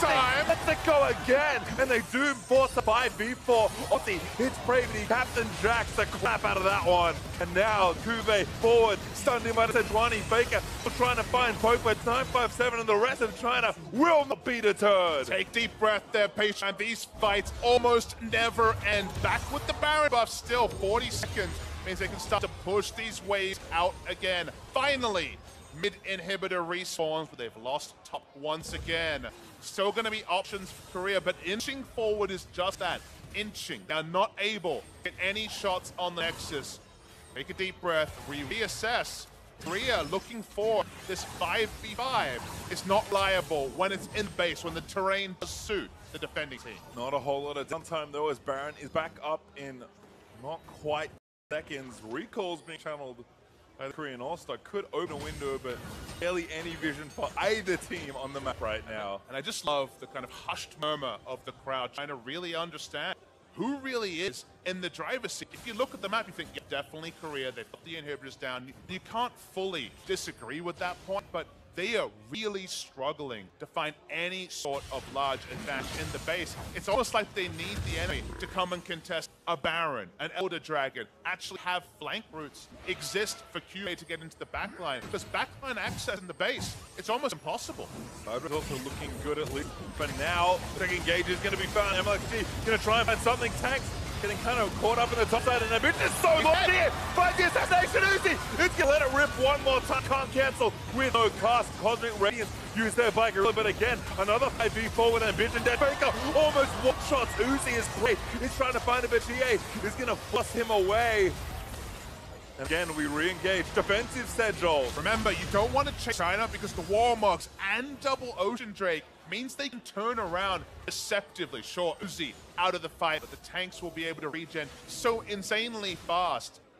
What looked like a massive health bar advantage very quickly eroded and start walking around towards the spawn. Still 2 minutes till Elder Dragon comes, so what has happened kind of comically this series, one kill doesn't lead to much, but what I want to talk about is who the kill is on, because Ambition's job in fights is to kind of walk around and be tanky and interrupt bullet time. If they take him down, the bullet time will be uninterrupted. There's no one else who realistically can put us up to that ability. Certainly not safely. Ambition is back in business here. Time is getting long as the long game in All-Stars continues to get longer. I thought we were done with stone plates. We have 3 in this game, which makes sense again given the level of burst on both sides. No Lichbane in the final items here, as a Banshee Veil is picked up by Fake just to be more respectful. The chance of Kassadin getting into the backline, the extra health and magic resist alongside the spell shield is important. And you can see that's definitely hurting Faker's ability to hurt these tanks with all these items built up now. Okay, goodbye, Blue Buff. Well, I'll miss you. That's 6 item Kassadin for you. Imagine if that was Prey or Faker. How quickly the game would end. And the Chinese fans are thinking exactly the same thing, FaceTime. You can see the total damage, but Faker is truly overperforming as far as damage numbers go. And while there's been points where we've compared Zoe to Kassadin, it comes much more to ranged versus melee. Even though they have similar roles, you poke, you throw down a paddle star, you're not committing to it. Kassadin has to choose his spots, and it's been a lot of times where he's come in, sees Cosmic Radiance, I kind of did my job, I got cooldown out, I'm not going to do any damage through this fight, so the damage numbers are naturally going to be high for a long-range poke champion. Yeah, Kassadin's job has been made very difficult with the way Korea has approached these team fights. But again, trying to look at a kind of sidle up some engage here. He's not quite back in top side yet, but anyways pushed out, so they have a bit of time to fish around for a pick. Faker again just poking. Look at this key target, Sleep 957, great poke. And now 957 needs to be right in the back of the fight, waiting for warm-up. Exactly. So now he's no longer someone who can pick up this bubble easily. Not gonna take too long though because they're stunned up. Like a root, the Shie pops Zhonya's. He's going to be in one Re-engage spot. He got stuck. Cosmic Radiance going to try and save the ball. Full time from Uzi gets immune practically. And now Faker bounces back in. Shie took out so low, but the tanks are just fighting each other. Faker looking for the foot on the other side of Shie. Actually recalls. This means it's a 5v4 as Prey. Or does he? Shie looking to save the day. We're not going to find it though. No one dead just yet. They got Faker! Takes down Faker! And that might be enough. Not the plans. Uzi takes that Gorilla and Prey. They're going to get chased down and killed. Everyone's going to go down here. Carries down the Korean side. And that should be it. Kube is going to fall, and that's an ace. So late into this game. That means that with these long death timers, someone needs to answer his minions. Minions go back 957 and Miko forced They might just win. The minions are going too much damage. I don't think they can do it. They've got no carries. They stun them down, but that's it. Everybody dead, and the game goes to Korea. My goodness. Goes to the Minions, Bay Street time. The Winions this time. Winions has said sometimes a bit of a wink and a nod. This time, oh so clear. No way to end. The first thought was, those are long death times. Let's try and end the game ourselves. The Minions had different ideas. It might be All-Star, but suddenly we are finally poised. Just a best one to end the series. Korea shakes their head. They realize they got over the line, but it was by the deftest margins. That's got to be some sort of achievement. Win a game at All-Stars while all your team is dead. Well, achievement unlocked for the Korean side. The 6th man, sometimes the fans. This time, it's a Minion, so. It's here, and with that, we do what we probably should have done in the last game. Start off with a Zoe and an Ornette. Yeah, definitely we get more to the meta. 723 pick. Xerath banned out. Interesting on blue side once again for China, who have been doing the entire time, even though Korea has shown that much of an aptitude. It doesn't fit Gorilla's playstyle, so it kind of have to be a Faker special. Xerath and Faker don't go together too well. 2014, when he was playing Xerath for the last time, that SKT before this year felt an extended dry spell. After all, they're winning in other years. The bans come through thick and fast. Orphan banned away as well, so interesting to see. Miss Fortune left open and very likely first pick, although we've seen other champions jump up in priority. Gnar, for example, the consideration. We also saw so much priority on Tahm Kench here as well, but actually this pick Sejuani once again going to take that away from Ambition. But I think Ambition can maybe roll the dice and go Gragas again. Electrocute Gragas wasn't what we would have thought of, but Gragas Misfortune not really a losing pair to pick up. We feel good about that on the red side. It is going to be the decision here from Korea. Especially if it's Misfortune with something else that you might want to get, can save your jungle pick for a little later. And again, that Tahm Kench constantly been taken away from Gorilla after his first game at this All-Star. May get to run it back once again, but for now, looks like we might just consolidate into the Gragas. But I wonder if this will be the thought of Misfortune's support. Because I've mentioned already that Korea, with the current iteration of Prey and Gorilla, they work with minimal resources. They do not call the jungler, and they feel much safer with the Tahm Kench, the much more defensive of support choice. Now, of course, could be any carrier Misfortune, as we saw in the previous game, but I wonder if they will go back to pick the Gorilla Innovated back against SK Telecom T1 in the semifinals of Worlds 2016, or will it just be cemented for Prey? Well, it looks like Gnar and Varus actually going to give away Tahm Kench if Korea does want to take it. Very strong leans there for top with 907, and Uzi going to be back on that Varus. Shen also up as well. It's been banned a lot in Fest 2, and it is picked here, so Kuve maybe take that one, but of course Gorilla can also flex that to support. Quite a bit of that since Rune got reforged. I mentioned it earlier in the Casper Cup, a lot of first pick Gnar, so we saw a lot of different choices against Gnar. The Shen was commonly banned on blue side to draw a Gnar ban, or just save the Gnar efficiency for the blue side as the first pick. This is a very good containment champion for the Gnar, so I understand that the pick comes in there. And the Tahm Kench, who wasn't taken first round, we did see Tahm Kench banned in the first round last time out, and in the second round here. Up there being any extra safety for Uzi on this Varus. Not this time at least. Camille though banned again away from Kuve. Interesting. A Camille ban, even though Shen and Misfortune are showing, suggests that maybe they're thinking Shen's support will be a decision here for Korea. 10 seconds though for this final ban on Korea's side of the draft. It is Ryze. Pretty solid champ. Can take one away from Xie. Very safe blind pick and good into Azir. So maybe saying, hey, if you don't ban Azir, we'll be seeing Faker back on the Azir in this game. Didn't inspire confidence in game one, but it wasn't really about his mechanics. That game was just a very well-held Korean team not being able to get things going. And it seems like China's just happy to ban top lane. Really thinking that it will be the Shen support? Yeah, thinking of more of a carry split push style champion for Kuve. Good read on the Azir though. Looks like that's the hot here. Faking in to lock it back in. Jay could run back to Malzahar, or maybe a different pick in mind. And you could actually go for something like Vel'Koz Braum here, and ensure there's no Braum to end the Vel'Koz, and also have the strength of Vel'Koz in the lane. Not everyone plays. Crown was playing it a lot in Casper Cup. It's always been talked about every time Azir's in meta that Vel'Koz is the good pick just because he can wave it from range, and also his ult doesn't care about the Emperor's Divide. So Braum Vel'Koz could be considered. The Braum is going to be locked in. Lots of innate synergy with the Sejuani for the ability to proc the passive. See what Xie decides the mid lane though. Against Gragas and MF ulti also. Except maybe just a fallback to Malzahar. Xerath is one of the other poke champ. People look into Azir, but of course that one was banned by the Chinese team. Malzahar walking a bit of PTSD. That's the wrong purple champion. It is the wrong purple champion, but it is another initiate. It isn't a proactive champion. It was proactivity that was the subtitle of Game 1 victory. But now this time there's no any. Gnar can be proactive, Sejuani, Varus, but it's not the same reliability of Flash Tibbers and Flash Malzahar on the same side. Looking for that. Looks like it will be a top lane Shen. That was certainly my suspicion, as Gorilla may never or maybe once have played Shen support.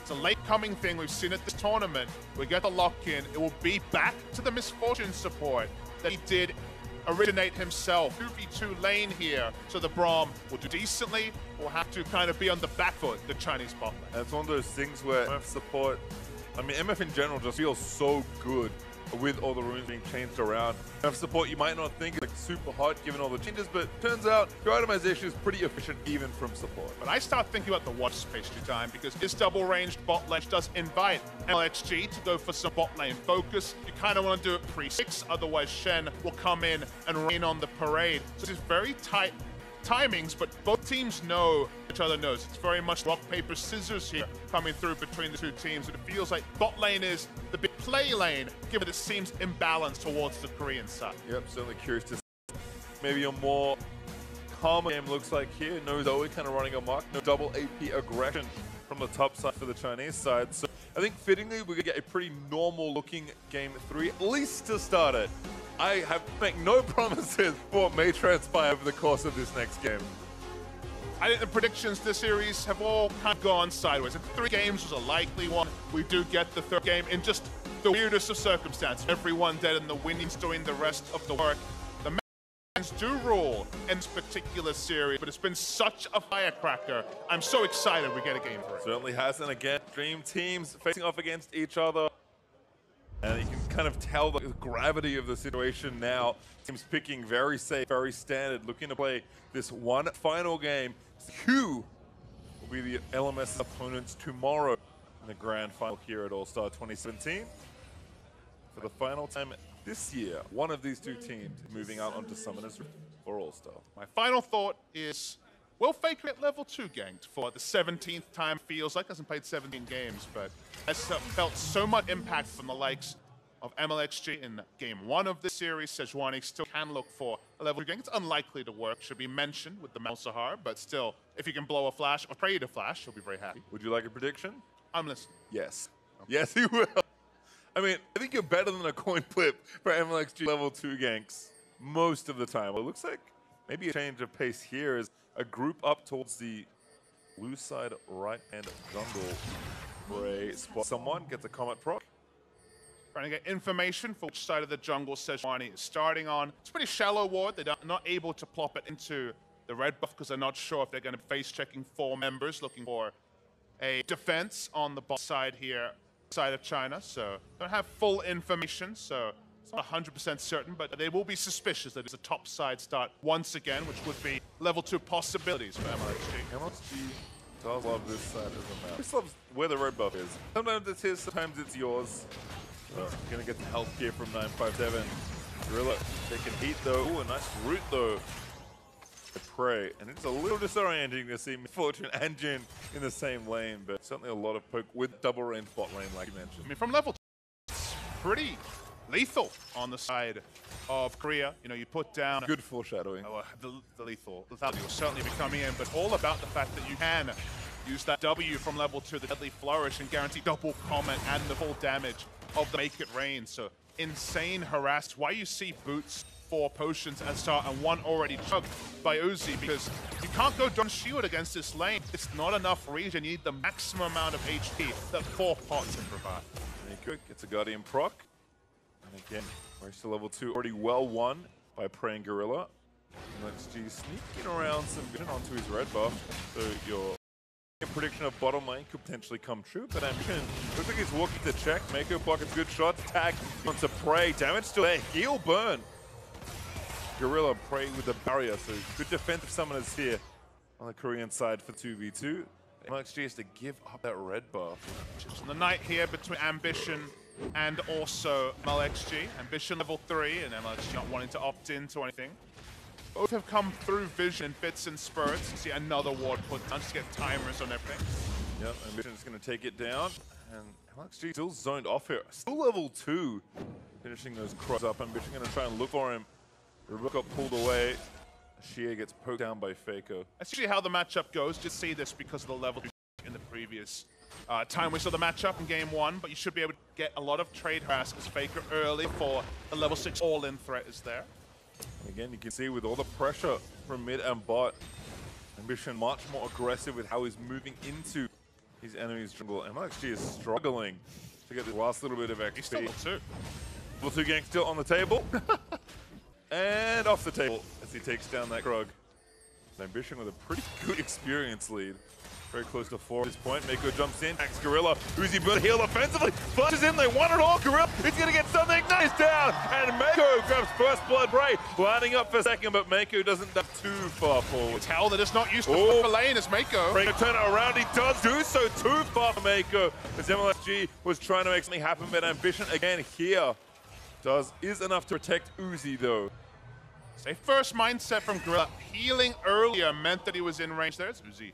Almost goes down for kills, you know, with Ignite. They respected the Ignite from Mako. It's why we saw the early heal last time and the early flash here. Braum usually takes exhaust, but went Ignite for kill pressure on the double squishies. It's MLSG and Ambition, mate. Ooh, battling though. Being won by Ambition for now. Stun land in silence, not good enough. Just shot there. That fickle cast time saving Ambition's life is forced to flush though. Would have bluffed some interesting features and actually aggro the Drake there and hit Ambition. He could have died actually to Drake damage. So that was an interesting one. No mana here for Xier, not able to turn around, only left 5 as well. But lane control fine for Faker, but no more. Yeah, looking good.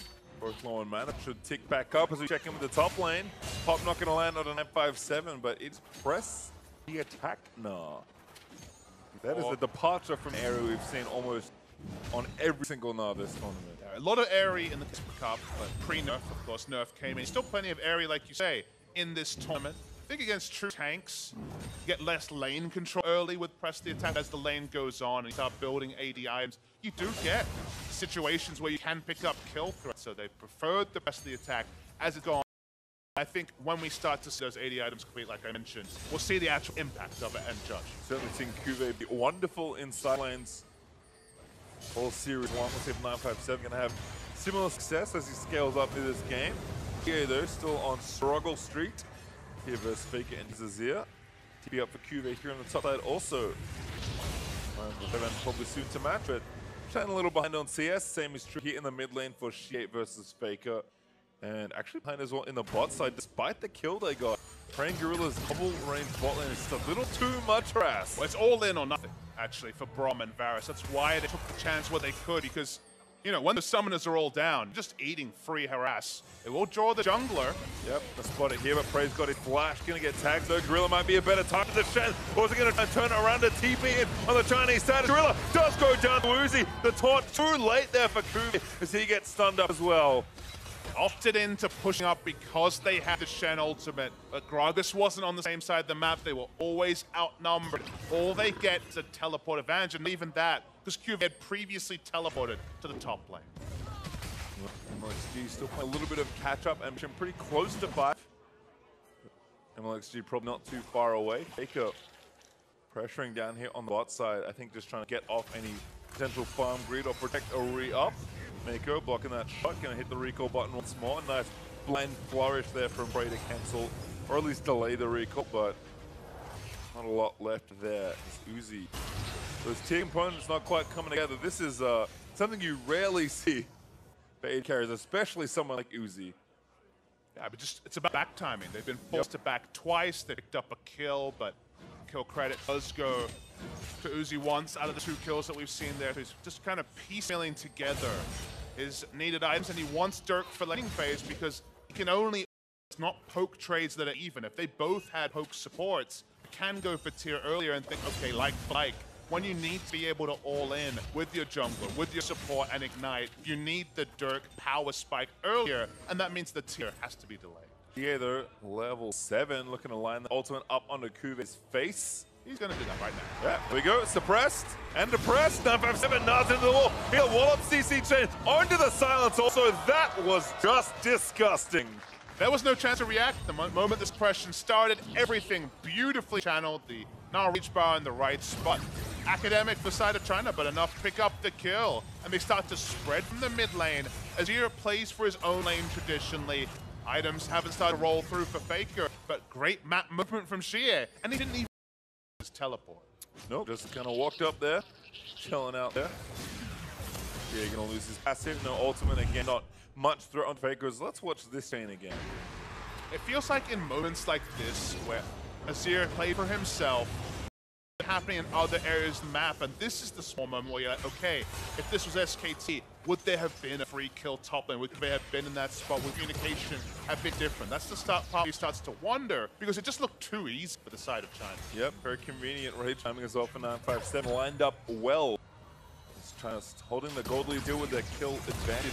Up about 1,000, but that Commander S is getting a little out of control. And this is Varus, who can also play from amusingly large ranges himself, taking so much poke damage. So far, the kills are keeping them very close in the lane, and the gold lead is certainly there, even in terms of CS, has been closed down to 9 after beating. Oh, he goes in for the aggression. One play, they're going to try and take him down. It is enough as MLXG able to get that kill, and that was needed. Scott trends in there as the next one falls in onto Ambition. Fake. But Ambition flushed stuff away. Maybe just there in time as Mako can be left out to dry. Faker is going to claim that kill, and Ambition escape. Ends up being the 1-for-1. This time, Faker is there first. No teleport coming through from Shea. Didn't have ultimate to impact the fight. For sure, Ambition would go down after committing so hard. But Liz on a sliver. Korea needed that. Otherwise, it would have been 3 unanswered kills for the side of China. MLXG, I think he got spotted by a ward as well, so I wasn't sure that force was going to work, but like I said, all in or nothing, and they get their reward. I mean, it's just very proactive from Uzi. We saw a flash engage from Braum earlier. This time, Ruler-esque in going for his own flash and taking out Prey. Then Ambition looks like he's going to be caught in the crossfire. Lives on maybe 50 HP, probably less. This was Mako understanding that it's going to be someone, no reason for Gorilla to take kill credit. Faker picks up 1. Speaking of Faker, Uzi understand also actually took minions. Just kind of wait by to Mako because he knew that nothing he could do there. Good poke there from Faker onto Shea. Faker with blue buff, and that Stinger working quickly towards the Nashers. And a lot of success here in this matchup with a lot less attention. The bot lane has really been the centerpiece of the jungler's early play. But at least Faker is a factor this game. He's been able to be involved in kill. He hasn't died. Kicked one of his summoners down, but still had the cleanse. Because he hasn't been held, he's going to hit his timings appropriately, and then we'll see a different side of Faker compared to the passenger that he was in game 1. Certainly not right. He particularly enjoyed his Mako going to try and force Ambition out of the jungle. Ooze with a bit of poke. But Ambition looks like he got the lion's share of the gold. And there's one little couple left here to try and take down. MLXG also trading back for a few camps himself. They saw MLXG topside on wards, so they said, okay, we're going to push in and just try and hit the turret. Zoned Varus away. Damage did Korea. Nothing going to be massive. It's still above 50% HP. But playing with the waves and also the information is a sign of a team. Certainly is. Again, playing enough game, things are starting to come together. Not a whole lot of time in the tournament to sort of complete it all, but it's looking good. Prey and Gorilla still playing up aggressive. Uzi, a recipe for him, forced back in his lane, playing so well and so aggressive with Miko, but finally a win matchup for Korea. They're the ones applying pressure and 20 CS ahead despite the kills that have also gone over.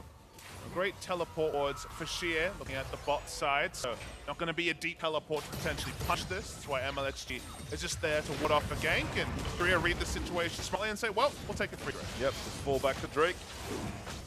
Take that objective off the table now. Steal incoming? Nope, not going to land there for MLXG. Did try it though. Up with Mako. Mako going to sweep out. See a couple zombie wards and bop them. But again, having to play back and more patient here. China don't want to fall too far behind. Still gold within 1,000 between the two sides. But those smart roams aren't going to come that often. Yes, G has done a good job. MLXG's done a good job also pressuring, but they didn't give over to anything else. They might cheer with the all-in of a Faker. Can't cleanse out that one. Nope. MLXG grabs it. Took a lot longer this time, 12 minutes to actually get onto Faker, but reality of the matchup, held his flash for the longest time. They pick up the kill. They won't get any turret damage for it, so it's just a single kill, but they are able to translate it into a red buff steal as well. Well, 957 is actually the one with all of that pressure building up. We wondered what was his presence going to be like. Taking that turret almost solo, certainly a good sign. Mako again looking for the all-in. Ignite plans in, but a great flash from Prey. Gets out from under the chain of corruption. Mako not gonna make it to the bot time. Gorilla able to grab it as 957. Gonna try and chase it down. Shea is here, but the flash Gorilla may save his life. Looks like it will. What a slick escape. Such a big one. The dancing shoes from Prey were awesome. They're able to pick up the kill, and they don't even blow the Stand United. They can hold on to the cooldown. They'd rather Gorilla flashes away than they have to waste Stand United for a potential proactive play. Defensive Stand United almost always is a waste pre-level 11, pre-level 16. You want to be offensive with it, so they trade Flash for holding on to Stand United. A turnaround kill here, so important for Prey and side of Korea. And again, you can see kind of what they're going for. Shea rocketing down the river, but Prey just gets out. Movement speed there as he was reloading, able to turn around. Again, could use that. I don't use it. Maybe next time that the Malzahar ult's used on the Zia will have that ability ready to turn that one around. The Korea push up, pick up a bit more bolt here. Is top side, Cuvée feels some pain. Yeah, Black Cleave from 957 and a Sedmani for the chain CC. Goodbye, friend. MLXG, his third kill of the game, of course. A unwelcome reintroduction to top lane for the Shen, who just had to deal with being wailed on and no way to get out. The pathing from MLXG here, he's been involved in 4 out of the 6 kills, taking the kill credit, but that does mean they're going to be able to eat some of the poke from Misfortune and Jin and still look at the initiation on pretty healthy HP values. Still troublesome though in the bot lane, and Korea going to try and take this turret and even up the score of that objective. Looks like no contest here from the dual lane. Respecting all of the power and early ghost play built up from Prey. Also as that QSS kind of snowballed into it between Shea's job of trying to kill that carry, got made a lot more difficult. It's an interesting one. To me, the QSS, speaking of QSS, and the Faker. This is actually offensive ult, I believe. Oh no, maybe offensive. Faker, flash cleanse, goodbye. Runs into our vision, and it's not enough. That was somehow enough damage from Shea. And Cuvée didn't know. He could have kept him alive, but wasn't used there. Seemed to surprise him. Scorch, other damage over time, took him out. From there, they can also turn on to Rift Herald very easily with the availability of the Voidlings, and that certainly wasn't Faker-esque. No, I mean, Faker doesn't get surprised very often, but that felt like a moment where he was probably genuinely surprised.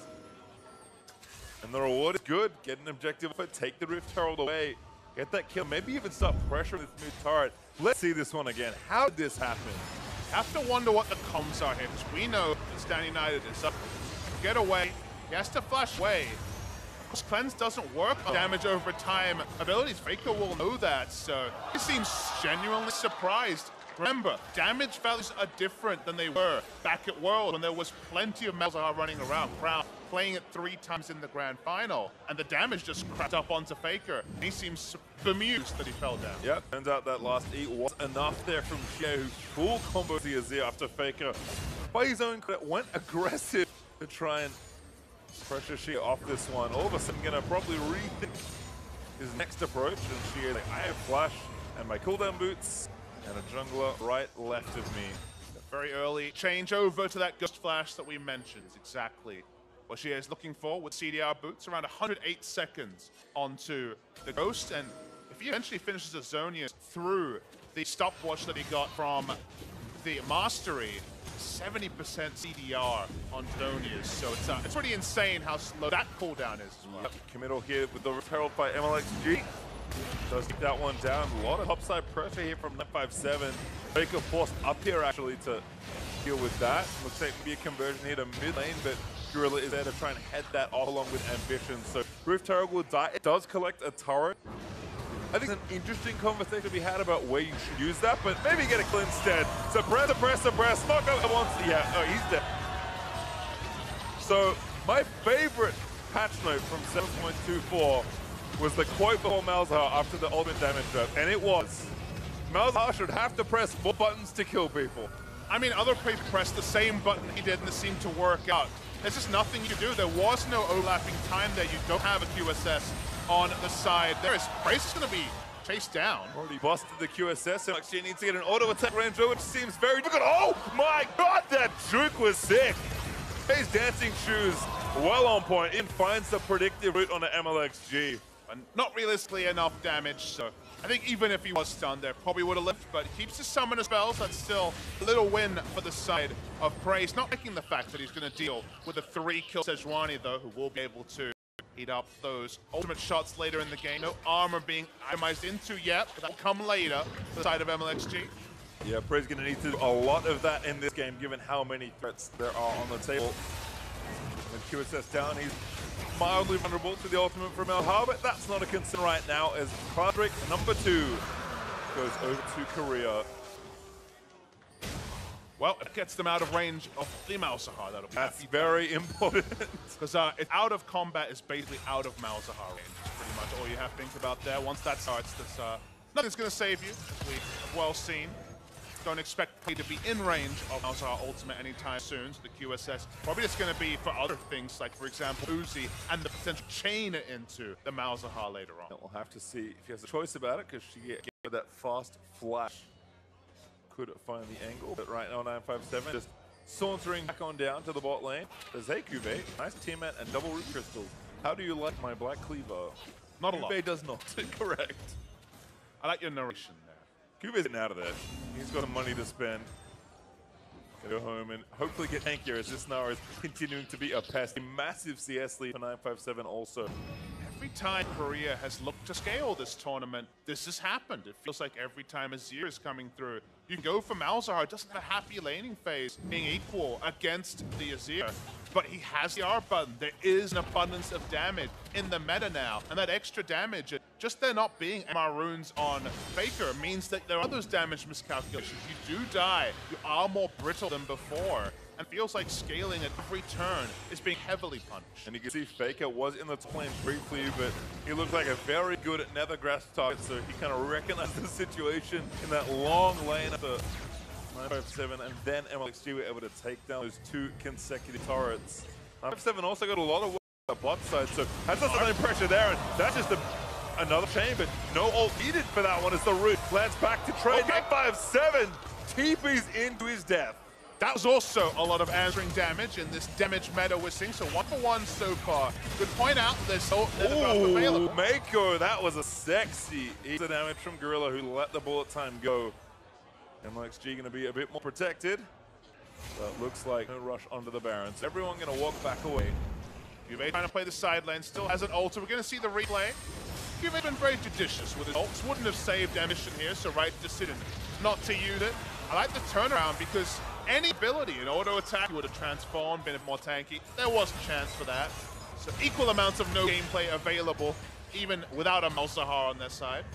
And 957 again is, I think, doing the right thing here, going for that frozen mallet, continuing to hold Kingdom here in the Silence versus Kuve, but going to delay any real tankiness, even though he's got a good amount of health built up. So he really just wants to be here for as long as possible, annoying Kuve, but see if he gets that chance. Some fights do get forced. So far so good though, I think, on Chinese side. Xie with most of the kills here, holding 4, 5 patients out of 9, and only getting stronger in the QSSs. Still late is the only one that has one in. At some point, even he's not going to be that safe from the damage that could come out. I want you to note, Faker has gone second item, Void Stuff. It's almost always haunting guys into Liandry's to maximize the damage early, but this is, to me, saying that Faker, he's not going to be looking for an aggressive Azir Echo Sharima Shuffle and try to get damage on squishies. He's accepting the fact that he probably has to power through an Adaptive Helm to kill Sejuani. As, well, another. The gameplay begins again. Oh, the ultimate! No, it's not. Never mind. Mako gets kill on Ambition. Stand United falls very flat. And 957 gets Tara. Congratulations. Yeah, double kill in terms of objectives. A kill and also the kill on that turret. Doesn't matter. There's not enough match resist yet. On the side of Ambition is mid lane. MLXG lets it go. Prey getting poked down. That Comet not quite enough for an execution. Faker also getting harassed. Trying to pull the main wave, stop the turret going down. Ultimate from Prey finally found the message. Faker just take down even 957 under the silent stunt ability to get that kill. And the Faker caught out. A great ult though shuts down GA. Faker though running on the wrong side of the rift. Braum passive is going to proc. He goes down as 957 gets that kill. That's been pretty even. 2 for 2 extended after Ambition could finally walk back. 3 for 2. Overall from the start, Faker's main objective to when he walked up was to stop the turret from going down. He did that, wasn't able to pull the min wave. Nice turnaround, nice kills there. It kind of delays the inevitable, trying to still keep creeping forward. Kind of what it feels like. Faker's heroics are very good looking, but not enough. Wasn't even able to do this sort of stuff in the previous Azir game. Much more hitting item timing, so better situation. Flash onto behind the Malzahar, scooped him up with the ultimate there, and the Emperor's died. He goes down, wanted to try to avoid some of the auto attacks, but no way to do that. He falls, and still very perilous in this game. We're still so close to something snowballing out of control. It's in touching distance for Korea, but 4,000 gold's nothing to sniff at 23 minutes. Yeah, Goldie actually been built quite nicely here. It's kind of crept up. There's a big turret advantage, and doubling the kills of their opponents is certainly helping out. It is odd to see so much control of the map being given over to the Chinese side, but Korea just doesn't have much room to work with right now, which is... That's what you sacrifice when you have a ranged support. Misfortune isn't able to face check Bright. Azir doesn't have QSS, so he can't help. Feels like the only person who's confident doing it is Ambition and QB, and they still will die to extended CC chains, as Faker doesn't want to deal with those. Nice Victor out of the way from Glacial Prison. GA was a little late to the party. Should have popped that Ghost. Busted up there for the ulti. But not to be. Instead, maybe a Baron on the cards. Ambition in the area to check it, though. Smart man. This time China has a lot of Baron damage on their squad. So Malzahar pushing up Vision, a deletion onto Gragas, and Baron will be very realistic, even at this point in the game. So tricky, given the lack of USSs for Korea to stop the objective. Even Adaptive Helm on Ambition's not going to be enough to going down. Yeah, we tried that in game one. Yep. Definitely was not enough. And he's also going to be very used to the combination of the Sejuani Braum, who can do permanent CC, because that was Ambition and Samsung Galaxy debuting the duo right after Rift Rivals against SK Telecom. Now, a few months ago, so they are aware of the basically never-ending CC chain for China. He has been spotted here, but actually moving down to this bot side with another area that doesn't have a QSS. Just like she just wanted to attack some of those minions. 957 getting some help pushed along with the Voidling. Might be more of a commit here, actually, to take down the turret. Voidling's doing work as Gorilla is forced to join. It's pretty non-committal. They should both show up, but Shen, if you rotate around anything, can't do anything in mid lane. Here's a commitment break. Great QSS once more, but forced to flash. As Gorilla back in, let the bullet time go. Ambition knocks him back into it, but MLG over to Arctic out of the way. Uzi got low to the front, and Mako down to Gorilla. And all this time, Faker's not even there. He's taking a turret top size. That's a big win. The side here. Both summoners have to be used by Prey and his QSS. But the turnaround, the accuracy on the ultimate, he keeps pushing up this Faker. Gonna get most of the damage here. Doesn't have any coverage. This is to a great degree risky from Faker, but he trusts that he had enough time. He takes down 2 turrets in the interim. That goal lead of 5,000-ish is creeping down now. It's only about 1,500. Yeah, pretty much shrunk by 50%. And I feel like Xie is kind of suffering from an embarrassment of riches. There are so many good ultimate targets, but he needs to be in the right place at the right time to use it. Maybe bottom lane wasn't where to be, and trying to just go in here, try and force something without Flicker there. Not used to try to take down Prey, but he finds safety, because at the end of the day, Gorilla may only have one lethality item, but no one's going to walk through that ultimate. They don't have to commit much. Remember, they do have the Voidlings. They don't take a lot of damage when they start the Baron. So expect to see them start it multiple times and to just see, okay, how fast are we killing it? How much time do we have? Yep. Drake up as well. Looks like a blue team went into that one. I think 957 fancies himself alive as a jungler, at least briefly. But no one around there, no vision at all. 957 gonna have to kite around the Drake. Be okay, safe in the back of the pit with his hop up. Looks like that Drake will kind of be stolen away there. 957 should be getting paid overtime in this game by the looks of things. Done a lot of to manage this map. You have a very long leash as Nara versus Shen. Sure, Shen gonna die to you 1v1 and can engage upon you, but Ambition has a top lane. It's been a containment job for QV most of this series, and certainly in this game. We'll just back away, free objective over to China. Mountain Drake 10% faster Baron, when we already outlined that it is a pretty straightforward Baron kill team. It's a nice prize for the Sun China. Watching for Xie's level 16 as well. The best way to mouth all people is to have it up more often. So cooldown reduction, and of course the damage will help out as he gets there. And again, the QSS is still absent. I mean, again, I understand that there's a lot of other things to do, but She had a lot of good And targets. they're looking Faker. They're hunting Faker here once again. The good target. Oh, Shea just flashed over. Uzi found him. Good cleanse off Faker. Might try to counter kill here, but he's already soloed just for Varus. Danger United is not there for Kube. I don't think Faker going to try and make a great escape. It's going to take time. You have to look at what's happening on the not much to speak Oh, of. Okay. good flash. Oh, nice as well. He gets knocked up by the Glacial Fissure. Still not there, but the silence shooting in. Mako with the kill secure, and now straight to Baron. Still no reason to use this Gen ultimate that he was not getting out. They didn't want to commit any other abilities. They're turning on to Baron again. They held their ultimate on Malzahar as well, and she hit 16, so Ambition. This is one of the more dangerous space checks he'll face today. Gorilla also caught, forced to flash. TP for 957, cancel with the presence of Kube.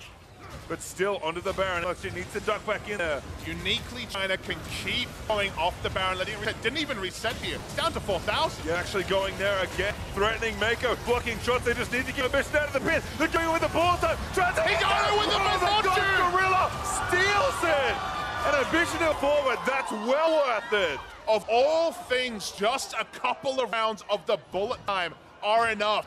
Ambition used his smite early, hoping that there would be no return frame for the smite from MLG to come true. He was right. It was a crapshoot in the end. It goes the way of Korea, and that was a Baron they would never have had access to, because the setup to actually get Baron for Korea was getting basically a team fight ace. You see the replay here. Remember that Prey can just try to hit the Baron, try to DPS down. Ambition goes just below 2,000 health. Use the smite early, hopes for the best, get the best, and that's a big reward for Korea. Certainly is, and the game again stays even, but this time with the Baron in the hands of Korea for 2.5 minutes or so, they can play a bit more forward and try break down more turrets, get more room on the map. The great irony of all of this is if it actually fully disengaged from Baron, it wouldn't have been that low to actually allow it to happen. The moment Baron gets below 3,000 health, you can't just channel bullet time and give additional help to get the Baron low for when the tanky Gragas comes in and try to make it a 50-50. It ended up being a different proportion. Apparently there was 5% for the Misfortune, but the 5% is enough. And now the waves that were pushing so quickly for the Gnar are a little bit slower. Now the timer for Korea is a little bit longer. And Faker has a death cap and is putting together a motley crew of them.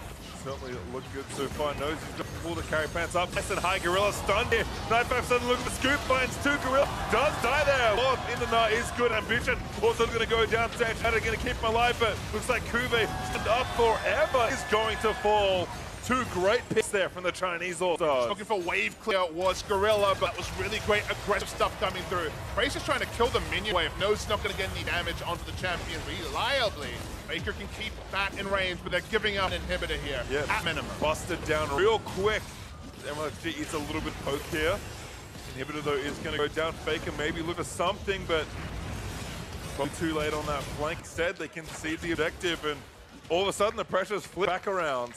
Yeah, Gorilla thought he could handle the ult about, 300-400 behind the turret and fine, but there still is Braum, Sejuani, and Gnar to turret dives. MLXG has been good on the trigger finger here. Still hasn't died on Sejuani, not looking like he will anytime soon. They get a big advantage. It feels like the seesaw has been massive both ways. The Baron is supposed to be the steadier. We're supposed to deny moments like this. Look where the carries are.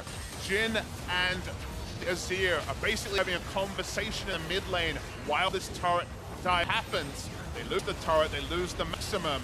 And once Juve had looked for the taunt, try to save Misfortune, he was to go down as well. So it was down 30 seconds left for this Baron with Supers pressuring that bottom lane. We have swapped initiative once again. China back on the front foot. Opened up another nice little gold lead for themselves. Probably not that significant given already 30 minutes through, but about 4,000 backup is not bad, to say the least. And again, the mindset has to be discussed because the ability to shake off endlessly frustrating Baron steal from the side of Korea and just look for the engage you know you can win requires a settled team, requires confidence in all the other members. If you're just a pickup team that came in with a day of scrims, 2 days of scrim, maybe no scrims, it's very different. Here, because they've had the extra time, it's good trust in the team, it's good trust in the process, and they do get a inhibitor even against that. Looking good there again. The proactivity from this team has been just incredible to watch, honestly. You see Faker still poking down the sidelines, finally invested in a bit more safety as that QSS finished. Again, a lot of damage there from the carries. Courier is not short on team fight options, but they need to live through a potential pick for that to happen, because especially if a carry gets tagged, they will not win any 4v5s easily. It's worth noting that he had the null magic mantle for a long time. He felt like he didn't have the latitude to actually finish it, to spend 1250 gold on the QSS because he needs damage. Jin does decent damage, but Azir is the true damage carry on the side of Korea. He finally completes it, but it's, 2,500 gold with the two QSSs to kind of extend the damage lead, you could argue, that China has, because a lot less has been itemized in defensive stats on the carries of China. And it's pretty nice to look through that top lane and just see how far ahead 957 is of QV. It's about 1.5 items up. We talked about all that lane pressure with the clear, with the mount. They're well done at this point, and he has 2 different resistance-based tank items to now also fight with. QV is about 3,000 gold behind, and he needs to, be there in the front line, saving people, dashing in with the ultimate. It's going to be a tough ask, because that's another one, and Bitch is going to be target. MLXG tries to run interference. A great ult stuns Gorilla. Chain of Corruption is good forward. Here it comes, 5-7. Swoop, silence down as Prey is not going to live through the assault. A double kill for Uzi. Faker, tag him as well, flashes and dies. This could be it.